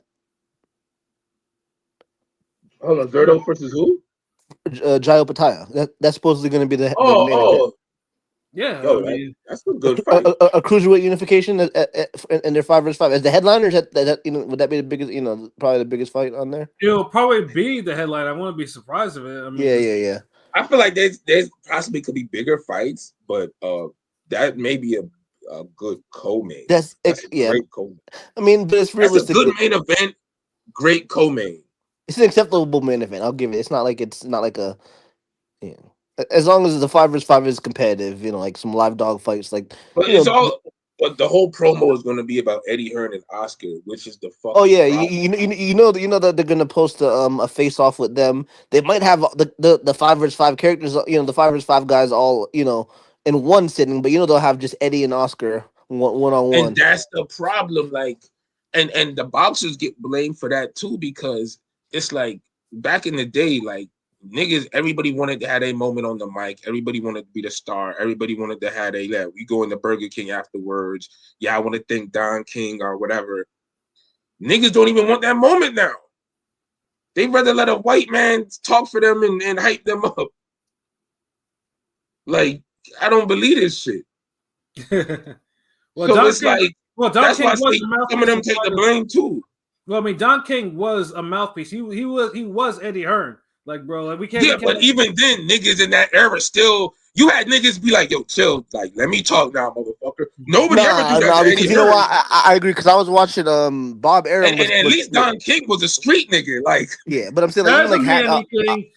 He killed. I was watching Ray Leonard Hagler the press conference before their fight last night before I went to sleep, and I just saw Bob Arum. Yeah, he was out there starting it off hot, but he asking the questions, interviewing him, like he was like literally being he wasn't making it about himself. I don't know if Arum was like that all the time, but for that one, because the way that the way that fucking Hagler and Ray Leonard, they were so different, but I hate to use the word, but their aura, the way that their star power was just different. It felt like, you know what I'm saying? Like it was a different time. Well, yeah, because Sugar Ray Leonard was the golden boy, and Hagler pretty much got it the hard way. So yeah, and you could tell he wanted it. You could tell he wanted that. he resonated. He was like a superstar at that level of the taking it that hard way, that hard path. Like, pause. Well, Marvelous, yeah, Marvin. Yeah, well, most people don't become a superstar going that way. If you get what I'm saying, like, look at now, how many people have that? Like, that's like Glenn Johnson becoming a superstar, or Joe Smith becoming a superstar. World champions, elite guys, like top level, but not the fucking superstar. Like, yeah, and it's the same type of background. But the way Marvin just, with the glasses, he had the fake hair. I was like, yeah, Marvin just the way he it's kind of crazy how he wasn't really. I know they were the Four Kings or whatever, but he was always looked as not the castaway, but just but he had a star quality. It felt like he always had a star. He talked. That's what we're talking about. Like, he still had the star shit, but these niggas now is different. Like, they don't want to fucking. They're just happy with the payday and they're cool. Yeah, like it's money for these niggas, and it's like I get it. Like, it's like with Tank, like, yeah, he's a star. Like, he could fight better opponents. We all could agree with that. Like, definitely. And the Frank Martin fight wasn't bad. That's a start in the right direction, but yeah, I agree. But he's a legit star. None of these niggas don't want to even aspire to be that. And if you fighting better guys, like, damn, like, take it. Like, all this damn going to damn, like, the damn Saudi Arabia, like, come on, you're going to have a whole trilogy. Like, you're going to have Devin Haney and Robert and Ryan Garcia fight 2 times in Saudi Arabia? No, they're not fighting 2 times in Saudi Arabia. They're going to fight once? No, the interim bout's going to be in the U.S., but then their rematch is going to be in Saudi Arabia. Okay, then, nigga, they still fighting in Saudi Arabia, which is still fucked up, which is still stupid. I mean, let's put it this way: niggas were making fun of the sales and shit like that for Haney and Garcia when it was at NY. And shit yeah, but it still impacted boxing. It was still just great to have here. And on top of that, niggas wouldn't even buy that shit. Like, so it's like it's on the zone. That's not, dude. Look, see, and that's the problem. Mm-hmm. Fucking, if that shit was on a better platform, more people would know about it. People still don't know about the fucking the zone like that. Even with a goddamn name, the zone. People don't know what the fuck that is. They look at Dazzler. What the fuck is a the zone? Like, that shit don't even have 1 million subs over here. If that fight wanted to make a difference pay-per-view wise, it needed to be on ESPN or Prime. Fucking the zone, bro. I mean, I don't know about Prime because I don't know none of the Prime pay-per-views are sold like that. So I mean, it doesn't. Yeah, but what compelling fight have they had on Prime? It's the same thing. Like I mean, Prime or whatever. Well, who has had the Robin Garcia? This Garcia. Who's had the Garcia and Haney build up as a pay-per-view on Prime? That's pretty much every Tank Martin fight. Shit, that Tank Martin fight. No, stop. See, now you're being disingenuous. No, none of these fights had a build up like Ryan Garcia and Javante Haney. I mean, and Haney Devin. Javante Haney Devin.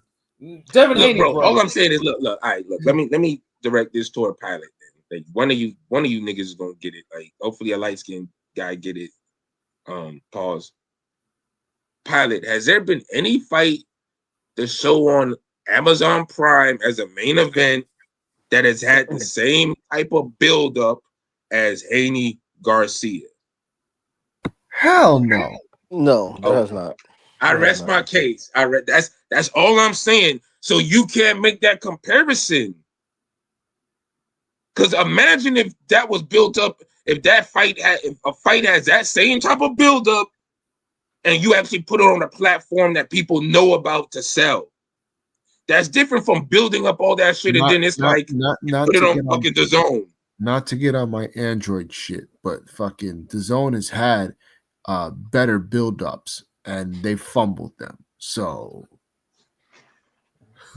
thank you. A lot of that's the real elephant in the room. That DAZN isn't the vehicle for all of this execution that niggas want. It's always hardcore fans. Who cares? The boxers are getting paid, or we're getting the fights we want. We're getting them at the expense of the damn sport. Why you think all these boxing podcasts are popping up now? Because they see the void that's happening in boxing. Mind you, DAZN has had 7 years to get it right, and still haven't gotten it right. So, thank you, King P Worth Android ish. That nigga spitting right now. Probably sound like it's coming to him. That boy good. Mm-hmm. But yeah, them niggas had 7 years to get it right. And come on, like if Henny Garcia, the first one, was on any other place, that might have did $500,000 or maybe 700K. I know. I'm gonna lie. I actually ordered that just because I was intrigued with that main event. I knew the card was trash, but the build up, but it shocked it flopped. I mean, I think it's just DAZN. It just flopped. Like you notice that because on DAZN, most niggas on DAZN is just gonna damn find other means of watching it. Yeah. But I'm and saying a lot the of way hardcore fans ain't buying this shit like they say they do. Niggas, no, but usually, $20. Canelo. I feel like Canelo Bivol had to flop, right? I mean, I feel like that's like his lowest pay per views, on DAZN. I feel like, what I'm saying. Yeah, because it was Canelo fighting Bivol, who nobody asked for. It lost money. Yeah, it lost money. Yeah. And remember, Bivol wasn't buzzing. He wasn't doing anything spectacular to be like, okay, let's put him in a pay-per-view super fight with Canelo. Like, no.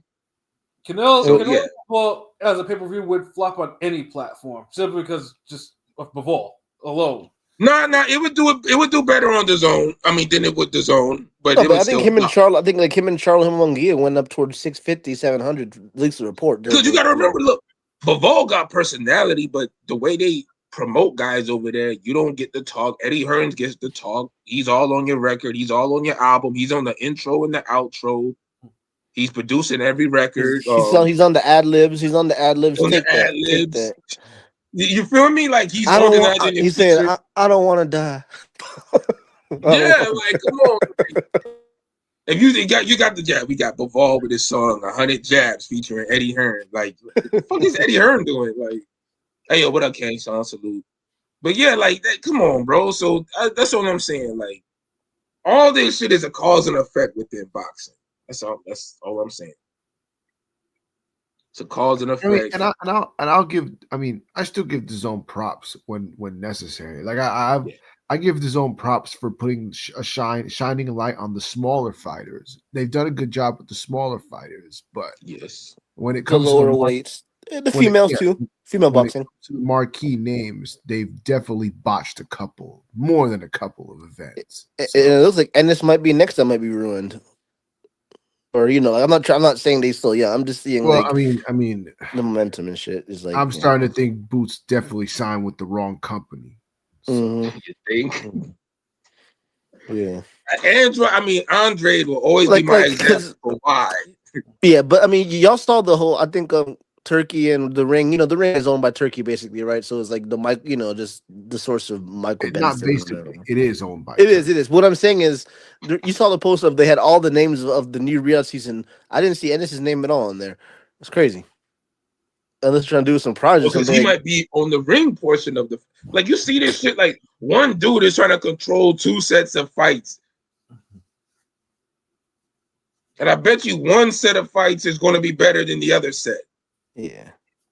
It Like, should be in this is there. my personal shit. This has nothing to do with the ring. I'd But feel the way if I was same niggas Eddie. working on one is going to work on the other. Like, If I was Spence and I saw all of Why, Shakur, I saw Shakur and all these guys. why are you surprised that Turkey doesn't have a fight for Boots? That's very, very not surprising. The fuck, And I'm just saying this is disappointing as an American boxing fan, a bro, black. bro, bro. Like Turkey's just another. What? Say it. Turkey is a guy that just wants to collect these fights because he's like a guy that wants all these toys and wants to play with his toys. Pause. What toy does he have for fucking Boots? What toy does he have for Boots to play? Well, the thing is, but 147. But I'm saying Boots even want to be a toy? Does he even want to play? Because he's not had good toy. situations come up. Toy and play is kind of crazy. But yeah. I know what you mean. I feel what you mean. Action figures, okay? We'll call them niggas action figures. Action figures. Y'all niggas is like, what the fuck these niggas talking about, man? Like, no, I feel what you're saying. It's just like it's disappointing because Eddie Hearns is in that. He should have took the T.O. fight, bro. He should, yeah. I mean, if it was on the table, because I swear Turkey was with Turkey was in the mix with him. Saw him once or twice. I saw that shit, but he must turn it down. And then if you turn down Turkey, then you ain't gonna get. Hopefully he gets the Virgil Ortiz fight. Hopefully he gets to Stanionis fight. Hopefully. Yeah, if he gets a Stanionis fight, which is the fight I probably wanted the most out of everything the last few years with Boots, then I got nothing bad to say. But if he doesn't, it's gonna be a bad look. Because now, like, if he was to get a Blair Cobb fight now, it would just be like, damn, bro, like, and I'm just saying, for example, like, damn, bro, why you on this level of fight again? Like, bro, who the hell would want to see that shit? Like, what the? No, see, but I think they already killed it. Like, see, if you're gonna keep this nigga busy and he's not getting name fights, and you just want him to get knockouts and keep his name, that's fine. Do that. But they're not even doing that because the Karen fight kind of ruined his whole image he had. Like, you went from 118, 110 to goddamn 115, 113. Yeah. And the worst part is the same guy who didn't even earn the rematch. Nothing wrong with the Ukrainian or Eastern Europeans. They make their mark in boxing, but the reason him being his name is Karen makes it worse. It's you went 24, and they only make their name because you keep giving them all the fucking chances that you ain't giving all these other niggas chances with. No, and it's like what Shakur, but especially Boots. Oh, say I'm gonna knock him out. I don't do extra. You know what I'm saying? Mike Tyson style. You can't say that, and you're not gonna stop him. Obviously you're gonna be some. Especially if you ain't knock him out the first time, bro. Like, yeah. You can't be doing that. That's why you just say I'm gonna just beat his ass again, beat him worse. You don't even have to say knockout because I feel like Devin Haney beat Kambosos worse the second time, but he didn't knock him out. But Shakur hasn't really said it, because Shakur said it in the past. I'm knocking his ass out. Shakur hasn't said it once yet, because he don't want that pressure, and it's like, bro, we see that you don't try to fucking throw hand. You jumping and teleporting. Do y'all see that? Do y'all see Floyd Schofield, Kid Austin with the whole like tire getting slashed and the baby mama? Like they're creating some. That. They're creating. I don't know. They're trying to do some remix Ryan Garcia, or is that some real? Or like again cold feet? Because I don't. Are they scared? Because they didn't show up to the press conference saying something about like their passport got stolen, like a lot of fuckery. You know what I mean? It might be they might be trying to do some promotion, bro. I can't. Maybe some promotion and stuff. Yeah, maybe some promotion. It's a good fight. I mean, it should be. I don't know. Yeah, but that fight does way more noise as a main event in America or in Jersey than it does, in a damn marathon card. It's not even the co-main. It's not even the co-main, Not even a co-main. So here it'd be like that shit, and the way they would hype it up, that should be a great main event, like here. But no, the best fighting the best, But at Pat's point, it's about seeing the fights too, right? So we're getting it though, That's every hardcore fan's point is about seeing the fights. Like this is some that's like okay, like this, like y'all rather see the fights, but the sport gets less and less known every month. I mean, no one asked for Shakur Schofield. Schofield took it upon himself to campaign for the fight, but it was buzzing. It was a solid fight that was organically made, which is something boxing rarely gets in this era. Like Pat, Pat should understand with his old ass self. I mean, like the biggest five, it's just like Tank Ryan, Spence Crawford. That's what makes it a good fight, because it wasn't these niggas ain't talking beef with each other for damn 2 years before they made the fight. Mm-hmm. Yeah, they had a good momentum. They kept talking and drawing and You talking about Tank Ryan? You talking about Tank Ryan? No, I'm talking about Schofield and Floyd. I mean Schofield and Shakur. Schofield and Shakur, yeah. That's the beauty of the fight. Like Schofield made his biggest fight after having his most exposed or biggest moment. Yeah. Where a lot of these niggas don't do right now. Like look at Zepeda. Like Brian Norman didn't do that. His father did. But I mean, look at Zepeda. Zepeda's fucking wants to fight Tevin Farmer again with supposedly a rehydration clause. The fuck with a rehydration clause, nigga. And now is he naturally bigger? Like, bro, this nigga's. I mean, I hate the Duck and Shakur narrative, but it's clearly he don't want to fight Shakur. You got number one man for every. No, I'm saying he got dropped by Tevin Farmer, but I'm saying you got nigga, you're number one in every in every body. You know what I'm saying? You have a title, any title shot's yours, but you don't want to you come back fight and march against some random bum. Like, what the fuck? What are you doing, bro? It's just like when Ryan Garcia had the title shot against Devin Haney and he didn't want to take it. Yeah. Like, I don't know what's up in the water. Because he was supposed to stop Tevin Farmer. He was supposed to stop Tevin Farmer, right? And Oscar does that. At least look good. Good, at least look super impressive. He won. Like he was honestly supposed to look better than JoJo Diaz did against Tevin Farmer. If we're being honest, right? Like that was like he was supposed to look like on that level. You were supposed to look above that level. He didn't. He wasn't even that level. He looked under. He looked worse. Yeah, he wasn't that. He was lower than that level. Yeah. Immensely lower. So it's like, damn, bro. So what the fuck you doing? So yeah, like that shit's all fucked up. So that's and Schofield, they saw that was a little void. Yeah, Zepeda, he still got work with and maybe it's because Farmer made him look so bad, he wants to run that back and make that correct. I don't mind that because it's like, damn. But then it's like, bro, like Shakur the bigger fight. You could beat Shakur and then come back and fight Tevin Farmer, or lose to Shakur and the Tevin Farmer fight is still there. Like, matter of fact, you could pay Tevin Farmer $50K and be like, look, nigga, like, don't fight nobody right now. Like, wait for me. And that shit would still work, bro. So I don't know, man. It just Tevin Farmer get another payday. Fuck it, like, right. Like that's the one good thing happening out of this. So hey, and he's earned it because he's looked good recently. So, but yeah, this is just weird, bro. Like that's why I say it's not just Turkey. It's the promoters. It's the boxers. It's the era they in that they not trying to capitalize on. Like you got more YouTubers and streamers trying to capitalize more on boxing than actual boxers.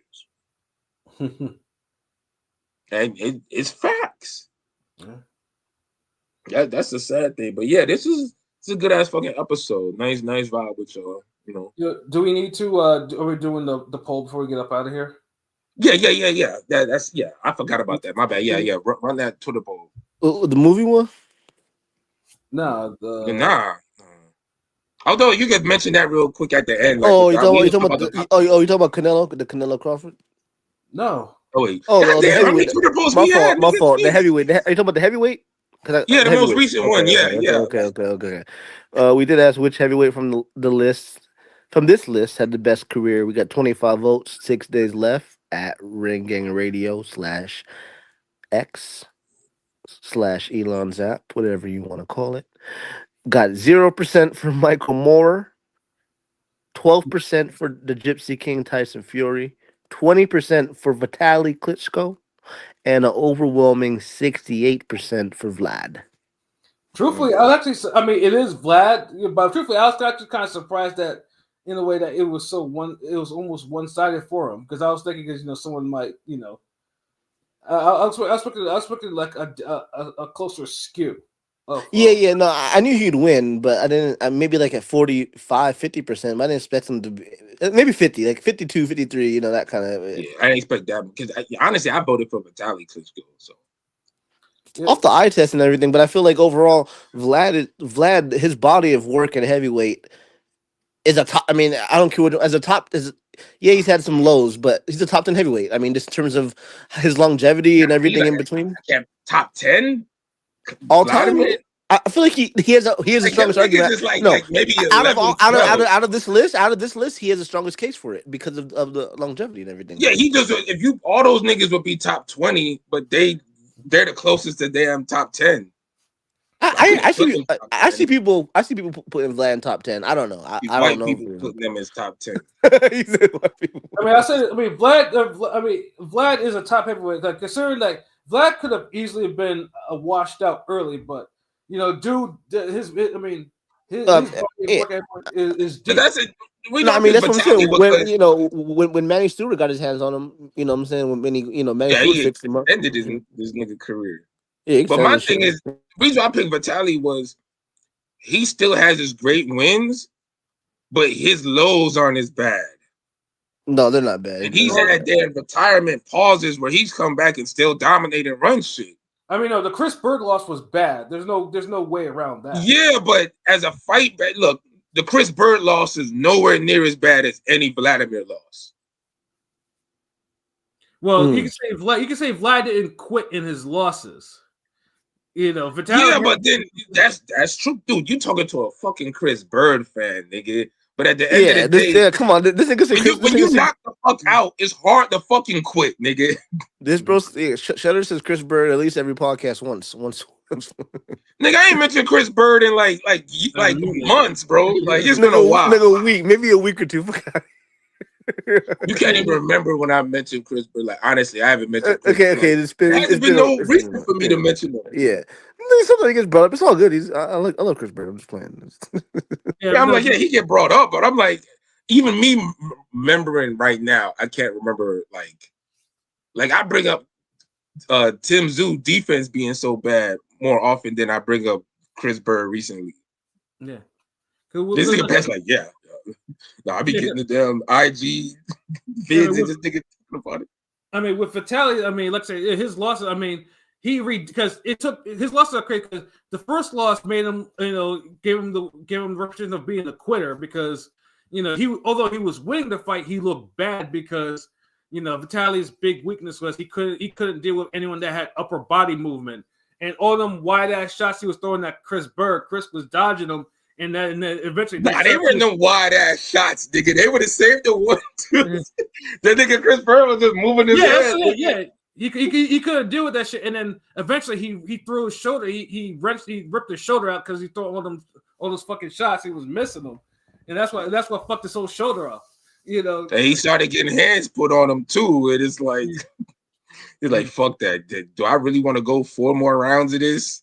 Yeah. Like, and that was a Chris Bird that was suffering from like diarrhea and shit. Like the motherfucker was like under 210 that fight. Yeah. It was a big weight difference. Like even when they showed like the punch, he's like Vitaly usually lands like 48% of his punches. Like they had the little statistic like when Bird was keeping him at like 22%.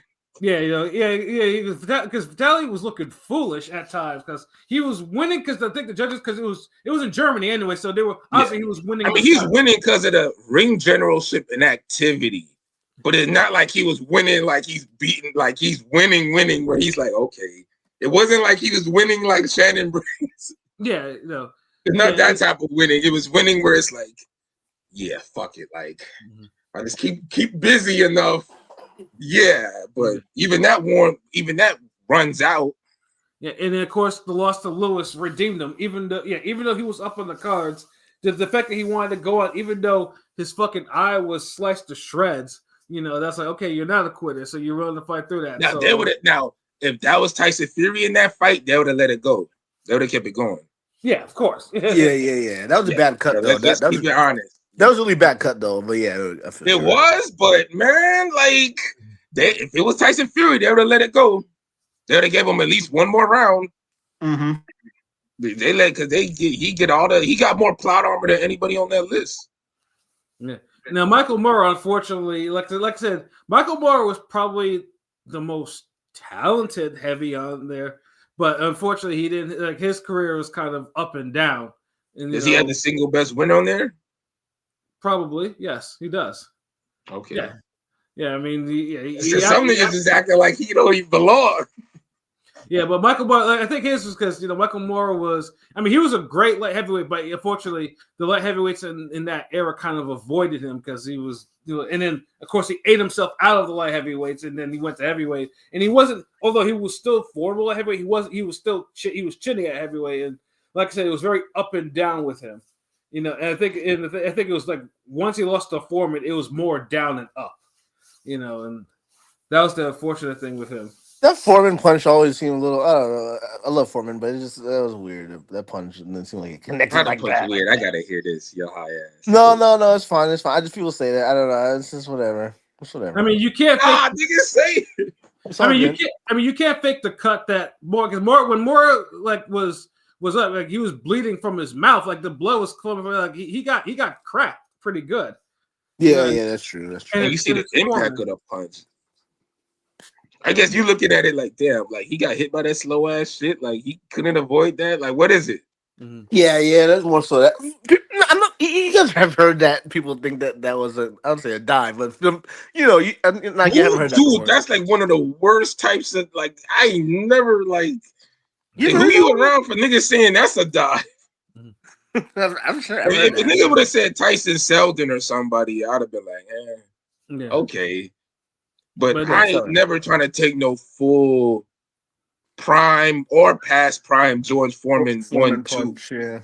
Yeah. Straight up like flush, like nigga, nah. Yeah, because the blood was pouring from Michael Moore's mouth. Like you saw him who was trying to get off the canvas. You saw the blood. Yeah. Like you can't. I mean, did he have a blood capsule in his mouth? Like no, he got. They like it's a movie. Yeah, the only thing worse to take would be a George Foreman uppercut. Like. Yeah. Oh my god, yeah, going to Cooney. Yeah, but just imagine that, like a Foreman 1-2, like I don't even think like a Tyson 1-2 is nasty, but a Foreman 1-2, because Tyson jab ain't gonna be what gets you. But I do wonder if we added Foreman gonna be nasty. If we added Bo instead of Moore, I wonder how much that would have changed the votes a little bit. You know what I'm saying? I just wonder if like you put like a guy like a Bo or. And I wasn't even thinking his name. Damn, that's the one. If you would have suggested, if somebody would have said, you know what, maybe Bo, like. Yeah, but I think Bo Park would have got some nice amount of votes. He gets a lot of love, even though. But their careers at heavyweight almost damn near the same. They got one big good win. Same nigga too. Well, no, well, I mean, Bo beat him twice, but I know what you mean. Yeah, but damn. I mean, Bo got maybe some good. Other like B-level wins at heavyweight, but yeah. Bo was like wasted potential. Yeah, but yeah. I mean, he's still that type of shit. And Moore was just like once he lost the belt, he was up and down. Like his discipline wasn't really there. Like after that one, I mean, so yeah, it's I would have, and of course, it kind of hurts to see it that you hear him talk. And although he talks normal, he's talking pretty much like he's had money issues and shit like that. So I mean, I don't know. I mean, success is not really where he is right now. I mean, but he did make it into a Hall of Fame, so I guess so. Yeah, because he's known as like the first Southpaw heavyweight. Yeah, Chris Bird had a better career. It's better. But Chris Bird will probably. The funny thing is too, I always mentioned that Chris Bird has 2 Hall of Fame wins. And he's never been on the ballot once. He's been retired for how long? And that's the thing, like he gets hate, but he has the same win fucking Michael Moore has. It's true. Like the man got prime David Tua wins, via Vitaly Klitschko wins, got a Holyfield win. Like damn, like come on, like was a dog. And nobody was beating Tua like that back then either. Except for Abia Bucci. Of course, that's a whole nother issue. Yeah, I mean, you had to name the fucking president. Yeah. Like, and he fought him like Tua did. Like, but Bird beat this nigga with pure boxing and beat his ass. Like, hit that nigga to the body and everything, was fucking him up. Like, yeah, dangerous. All these other niggas who beat Tua didn't give a damn. He was in training, but Tua weighed like 220 for that fight or something. Yeah, Tua was in shape for the Bird fight for sure. Yeah, he was. Yeah. That might actually have been one of the last fights Tua was actually in shape, like he was like he used to be. Yeah, he won about 3 or 4 rounds, you know. Yeah, but I mean that's why when I always mentioned about Wilder going to the Hall of Fame, but niggas like Chris Bird or Oliver McCall who have better wins than he does, they don't, they're not mentioned. And it's just like, it's messed up. By the way, they're not on any ballots. That is crazy. Because what Hall of Fame win does Wilder have?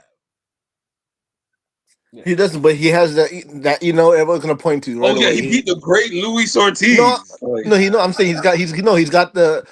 He either surpassed or exceeded Muhammad Ali with like 11 straight title defenses for heavyweight. It's like second but great who Muhammad against I know against who. I'm just saying the one thing people will point at. That's all, and that's the one thing people are going to point at.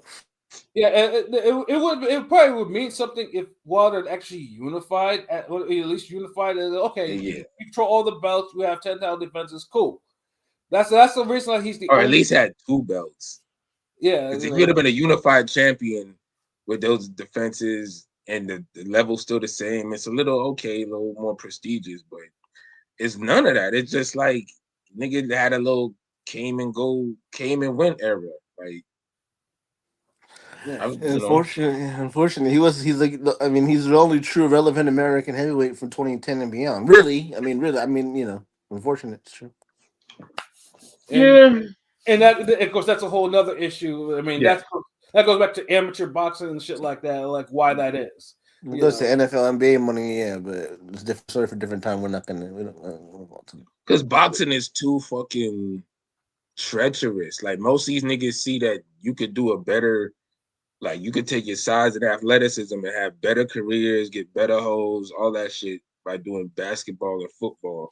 Quicker, better money without taking a shot to the head. Football players get fucked up. Let's look at that. No, they do too, but it's like, but they got helmets on and shit. I mean, it's not as like, and it's the fame, it's the whole like you could be some nigga on defensive line and have a better career than a nigga who's a damn journeyman heavyweight that appears on HBO once in his career. I mean, it's more. I mean, NFL actually has pension plans and shit for these fighters, whereas boxing is their contractors is pretty much if you don't save your money, tough shit. Okay. Boxing don't have all that shit, so it's like the incentive. Like that's why some of them might take the chance when their football career is over, or some side shit or something, or because it's like shit, boxing, you keep a name out there. Like these niggas ain't trying to do no other sport because it's harder to get into that shit and be known. Yeah, and of course, like I said, if they can't get into it, then boxing becomes a thing, or they start incredibly late. And a nigga could serve 13 aces on the tennis court, and that shit won't go viral. But let a nigga have 13 KOs in a row, that's one of them shit's going viral. Facts. Like that's just the nature of the game. Like that's why boxing never really gonna die. It has its low points. Even now, like they like Pat said, there's more YouTubes and podcasters in boxing speaking on boxing now, and it's getting a little more oversaturated, because it's a void has to be filled. And since they see that people are talking about this, they're like, fuck it, I could weigh in on this too and start a boxing career, whatever, analyst, this is that, without even really being in part of boxing. or knowing it. Or knowing it. Yeah, that's better. Thank you. To clarify, without actually ever really knowing boxing like that. It's the equivalent of those niggas who do all the race baiting shit in boxing and talk about all the racial elements, but they could barely talk about the fights or the predictions or whatever. Yeah. Or you have someone like Ariel Helwani who does all hype beasts, pretty much hype beasts about boxing. You know, couldn't tell you anything about anything, but you know when if it's MMA or wrestling, he'll tell you a whole bunch of shit. You know. Yeah, exactly. Like that's what it is. That's the realest comment today, Pat. That's real shit. Wow, because he can talk about wrestling. Yeah, he can talk about the most random 1997 attitude era shit, but he can't tell you what happened 1997 boxing. Yeah. Like that's how a lot of these niggas and only in boxing would niggas like him thrive in, because a lot of times they don't push the guys. They push guys like that. They don't push the guys who know something. And in not even that sense, you could make a name in boxing not really knowing boxing.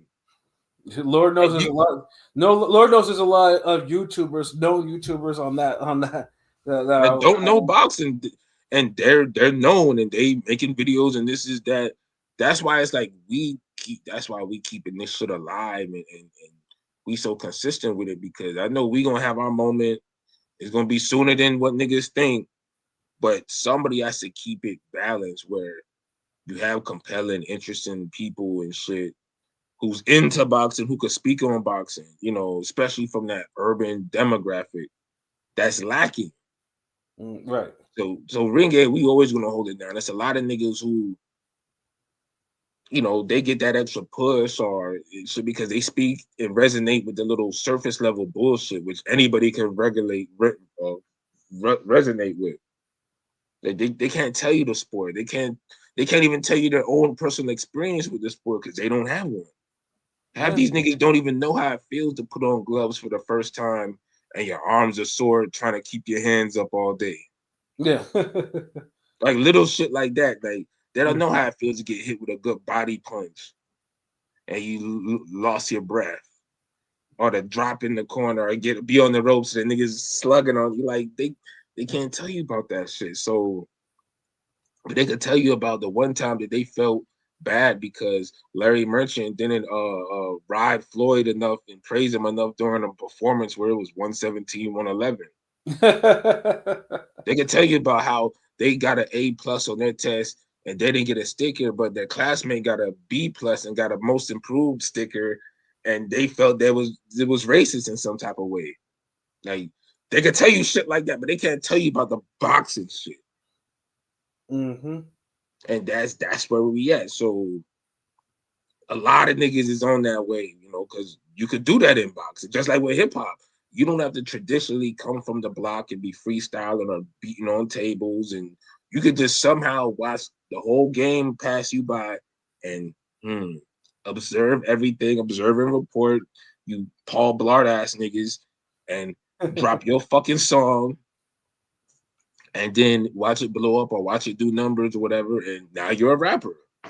Yeah. You didn't have no rap bringing them, no nothing. You didn't do nothing for the culture ever, but now you're a rapper. So you can't do that with anything else. No, you cannot. You can probably do that with country a little bit now, but the industry gonna be against you. Like, look at how they treated Beyonce. Yeah. Boxing don't even gatekeep like that. Hockey, I mean, hip hop don't gatekeep like that. You know, like if there's a fucking Asian come out with a rapping and freestyling, we all celebrate them. And we have. Like Jin the rapper, you know, ring a bell. Like, hell yeah. That ain't happening nowhere else. And then let some Korean nigga come out with a goddamn country song. I mean, you see how Wu-Tang embraced kung fu and shit, you know? It's all yeah. Well, I mean, that's just that's I mean, all black people always. That's like a black culture thing, though. It's a black culture thing. I know. I'm just saying, but it's like the kung fu culture embraced Wu-Tang once Wu-Tang got to that level. But I'm saying like movies and shit. But I'm saying like the hip hop and kung fu fusion. You know what I'm saying? Shit, Rush Hour might not happen if not for Wu-Tang. I'm just saying, like it just, I don't know. You know, but that's a mutual thing, though, in a way. Yeah, that's a cultural fair. Mutual.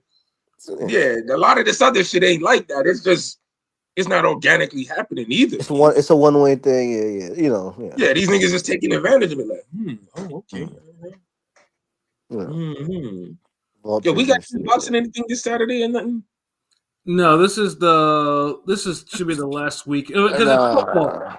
Yeah, you know, it's divisional, so that they're not gonna hold boxing on divisional weekend. I'm sorry, Pat. Sorry how my squad gonna have to do you, bro. But it's all good. Oh, yeah, so that's something we should bet on. I mean, may the best team. Yeah, pilot, talk your shit, nigga. Talk your shit. No, it's all good. It's a big game. Your shit, nigga. Cause look, dude, if it was anybody else's team, I'm sure King P would say so. I know, goddamn it's well. It's a big game. It's a winnable game. We'll see. I think it'll be a good game. I don't know. It'll be a good game. I think we have a chance. Like I said, the worst thing that can happen is the Eagles do win everything, because then number one, it will pretty much invalidate what Rome be saying about football sometimes, and then it will make what I say pretty much correct. It'll come to fruition. We'll see. It should be a game. It's getting thick because this is the winner of this. Football, all these shows. I mean, there's some bullshit ass. There's some bullshit ass UFC people are trying to push on me. And I'm like, I don't care, man. I don't really care. Yeah, I ain't gonna lie. I probably won't. It'll probably be on, but I ain't gonna really watch it. I'll probably, it's not really my thing. I'll be watching fucking Castlevania. Like, there's always basketball. There's always basketball on. But I think Inoue fights next week, right? Yeah. We have that in the matchroom. But Benavidez Morel. No offense to Inoue, because I don't really care about his opponent. But Benavidez Morel, February 1st is when boxing starts properly. Yeah, that's officially when boxing starts back. Thank you, PBC. Because some of you other niggas don't know what y'all was doing. Like Figgy fought on the rematch. Figgy fought on the rematch. So it'll be cool. Finally, get some good American boxing. And real quick before we go, I do want to say, I'm like the only person in the world that watched Joey Spencer lose his last fight on the Zone, and now that PBC trying to say they're gonna make him fight Fundora now, come on, man, fuck out of here. Like literally, he lost to an undefeated Mexican American dude, Texas dude. Oh yeah, I heard Spencer Fundora not happening no more. No, but now supposedly Joey Spencer might fill in. He lost his last fight. No, I know he got a gift. I watched that fight. He should have lost that fight. Mm-hmm. But I'm just saying, it's just kind of whack. And I thought PBC cut him. He fought on the Zone. When we see Joey Spencer fight on the Zone, you know what I'm saying? Now he's back on PBC. Joey Spencer is what I always talk about with what PBC, who PBC pushed. PBC pushed that dude like he was the next coming. Like, he was the rookie of the year. They pushed him, but they never built him. There's a difference. Yeah. And then he was all in the FS1 in the prelim. Because they pushed him, but they weren't building him into be something. Like, he kept fighting the same scrub ass niggas all the time and never got better. And ironically, he's the one that actually pushed for the Jesus Ramos fight. And he got it, and Ramos beat the living shit out of him. So it's like, yeah. And then Ramos somehow forgot he was that good, and then just laid an egg against Lubin. He got spliffed, yeah, exactly, yeah. Because I thought he got robbed, but I mean, seriously, that performance wasn't good enough for me to be like, hey. I was watching his last fight on the Zone, and it was random Thursday. One of the weekday the Zone, it was week, it might have been the Salida card. But I was like, this nigga's really losing this fight to this. This Mexican dude was undefeated. He was beat. He could have. I just knew he was gonna get robbed. He was gonna get fucking robbed. Never good. That's the problem. Yeah, exactly. But there's a rumor now he might fill in to fight Fundora now. It's like, what the fuck? Come on, man. He's getting a title shot for 2 belts. Like he was a late replacement. Like the Spence fight was never like official. Like they just kept saying allegedly this date. Now they're trying to keep that late March date.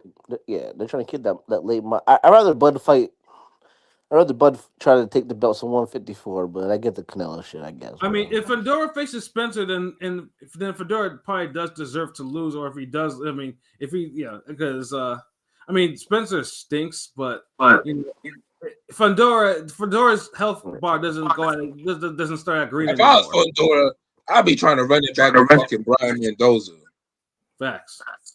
Yeah, that me personally, if it's a fight where they're giving me the say where I gotta push for who I want with these circumstances, I'm gonna just shake up things and be like, look, let me get Brian Mendoza again. Like I gotta right that wrong. Mm. Mm. Yeah, but don't give me no damn Joey Spencer. Yeah, don't give me no fucking Joey Spencer. And you can say Brian Mendoza coming off a And loss, say Jamel. Even I think at least even there's Jamel something with that. even Jamel should move to 60. I heard Jamel might be in the mix to try to fight Fundora. It's a good fight, but off 2 year layoff. But it's like, come on, man. You But he's shouldn't be. supposed to beat Fundora at any point in his career. Yeah, yeah. So I mean, that's kind of a tune. Is it kind of a tune-up? I mean, would Fundora be a Yeah. tune-up for Jamel? Kind of. It should be. Yes and no. This Off a is 2 year. just a good, solid fight. Oh yeah, yes, fine, right. Yeah, I don't think it's a tune-up because I mean there is still era of danger, but like I said, it's now just a whole bunch because Fundora's been out for almost a year. It's gonna be a year soon, and it's gonna be and Charles been out for a couple years, so it's like and this fight has been talked about before when they was both more active too. Yeah, but, I mean, shit. The fight was it was getting talked about Fundora was on his way to earning that fight. Before Mendoza upset and beat him. They were talking about Jamel versus Fundora. You know. Yeah, exactly. So it's not like, but if you're gonna have it at 160, then it's not a title fight. So it's like, They gotta have it at 154, but it's like give Crawford a WBO belt. I don't know how they prolonged it, but whatever. That's another stuff. let him fight for that shit. Fuck that. well, I mean, luckily 154 isn't being slowed down by those champions, but Fundora needs to fight soon. Like, yeah, enough is enough. Like, I'm pretty sure your nose and you recovered from bleeding from the mouth from standing up. Like, come on, bro, get your ass up in this ring and fight. Like, geez. Yeah, the fight's there's a lot of boxing news than I thought. No, there's a lot. Yeah, there's a lot. Yeah. Yeah, this came from a rant. Then it was like, hold on, this boxing news. So we ain't even got to be on that vibe tomorrow because we definitely gonna try to be back here streaming live. Yeah, tomorrow, me and Pilot with our music show. Yeah, we got on like what 10:30. It's at 10:30, maybe quarter till. Yeah. Yeah, so we'll be around that time. We're gonna vibe out to some music and shit, and maybe some other shit that happened tomorrow we could talk about. Who knows? Maybe we might get a rehab season rollout or something. Yeah, something. So but we trying to just get y'all niggas more shit out here from Ring Gang and keep expanding and blowing this up. And you'll see. Mm-hmm. But yeah, we could wrap this up now. It's been a good night, like good action, good talk. Maybe we could talk about them poll topics tomorrow. The other ones, the Canelo one and the movie joint. And it's crazy because anytime we be like, yo, if it's just one poll topic, like, or if it's multiple poll topics, Pilot could never bring them shits up. He's like, this one, that one, that one, that one. This one, he broke up all the motherfucker. We just wanted one. So now he killed that shit. Shout out to that nigga. But yeah, if y'all haven't seen American Prime Evil, y'all make sure y'all catch that. That shit gets hard as fuck. Hard as fuck. When Pat finish it, we'll probably have a little review on that next week. So y'all check that out. And then Castlevania, of course, has got released today. So hopefully start that this weekend. Just at some point. Because Castlevania goes hard. You know what I'm saying? Yeah, that shit goes hard. Even though the last one they had too much agenda in it. I love pushing these damn gay black men in these shows. Yeah, but it was still good.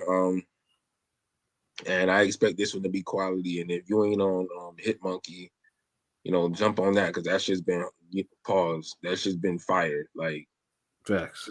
That shit been going. So I thought I think the Harley Quinn shit came back too. Yeah, I need to catch that, and also the new Commandos episode too. Like they got a new one. What, episode 8? Isn't it on Thursdays that it comes out? I thought it finished last week. Oh, did it?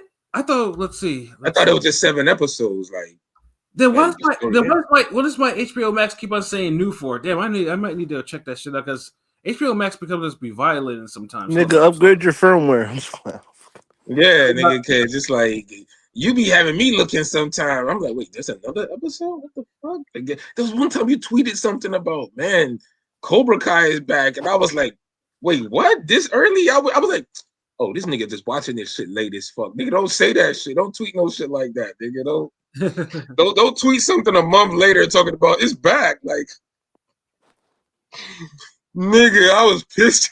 Like, yeah, see, that's crazy. No, yeah. So what's then? Why is it about HBO says it's new? Okay, it's a new episode. You gonna make me check it because now I'm like, damn, Pat. But yeah, like these shows coming out this week is like the perfect timing because ain't no boxing. Yeah. And of course, if you're in the Northeast, it's cold as fuck outside. So, stay your ass inside because we're getting also more snow this weekend. Oh, well, y'all better get y'all groceries in, nigga. Oh, yeah, that's going to be tomorrow for me. I need to go do that. get your toilet paper and milk. No, I got the toilet paper. Shit. Right, Joe. Great show, y'all, man. Good. We'll be back tomorrow. Stay up, be safe. We'll be back. For myself, Pat Scorpio, New England representative. For LB Shuttleworth, the God, the GOAT artist. For King People, they gave me, we probably had to go and sleep. And then for Conscious Pilot, this has been another wonderful episode of Real Talk, where as always, shit's real, we talk about it. So, yep, till tomorrow or later today, because today is tomorrow. Except for Pilot. Peace. Gang.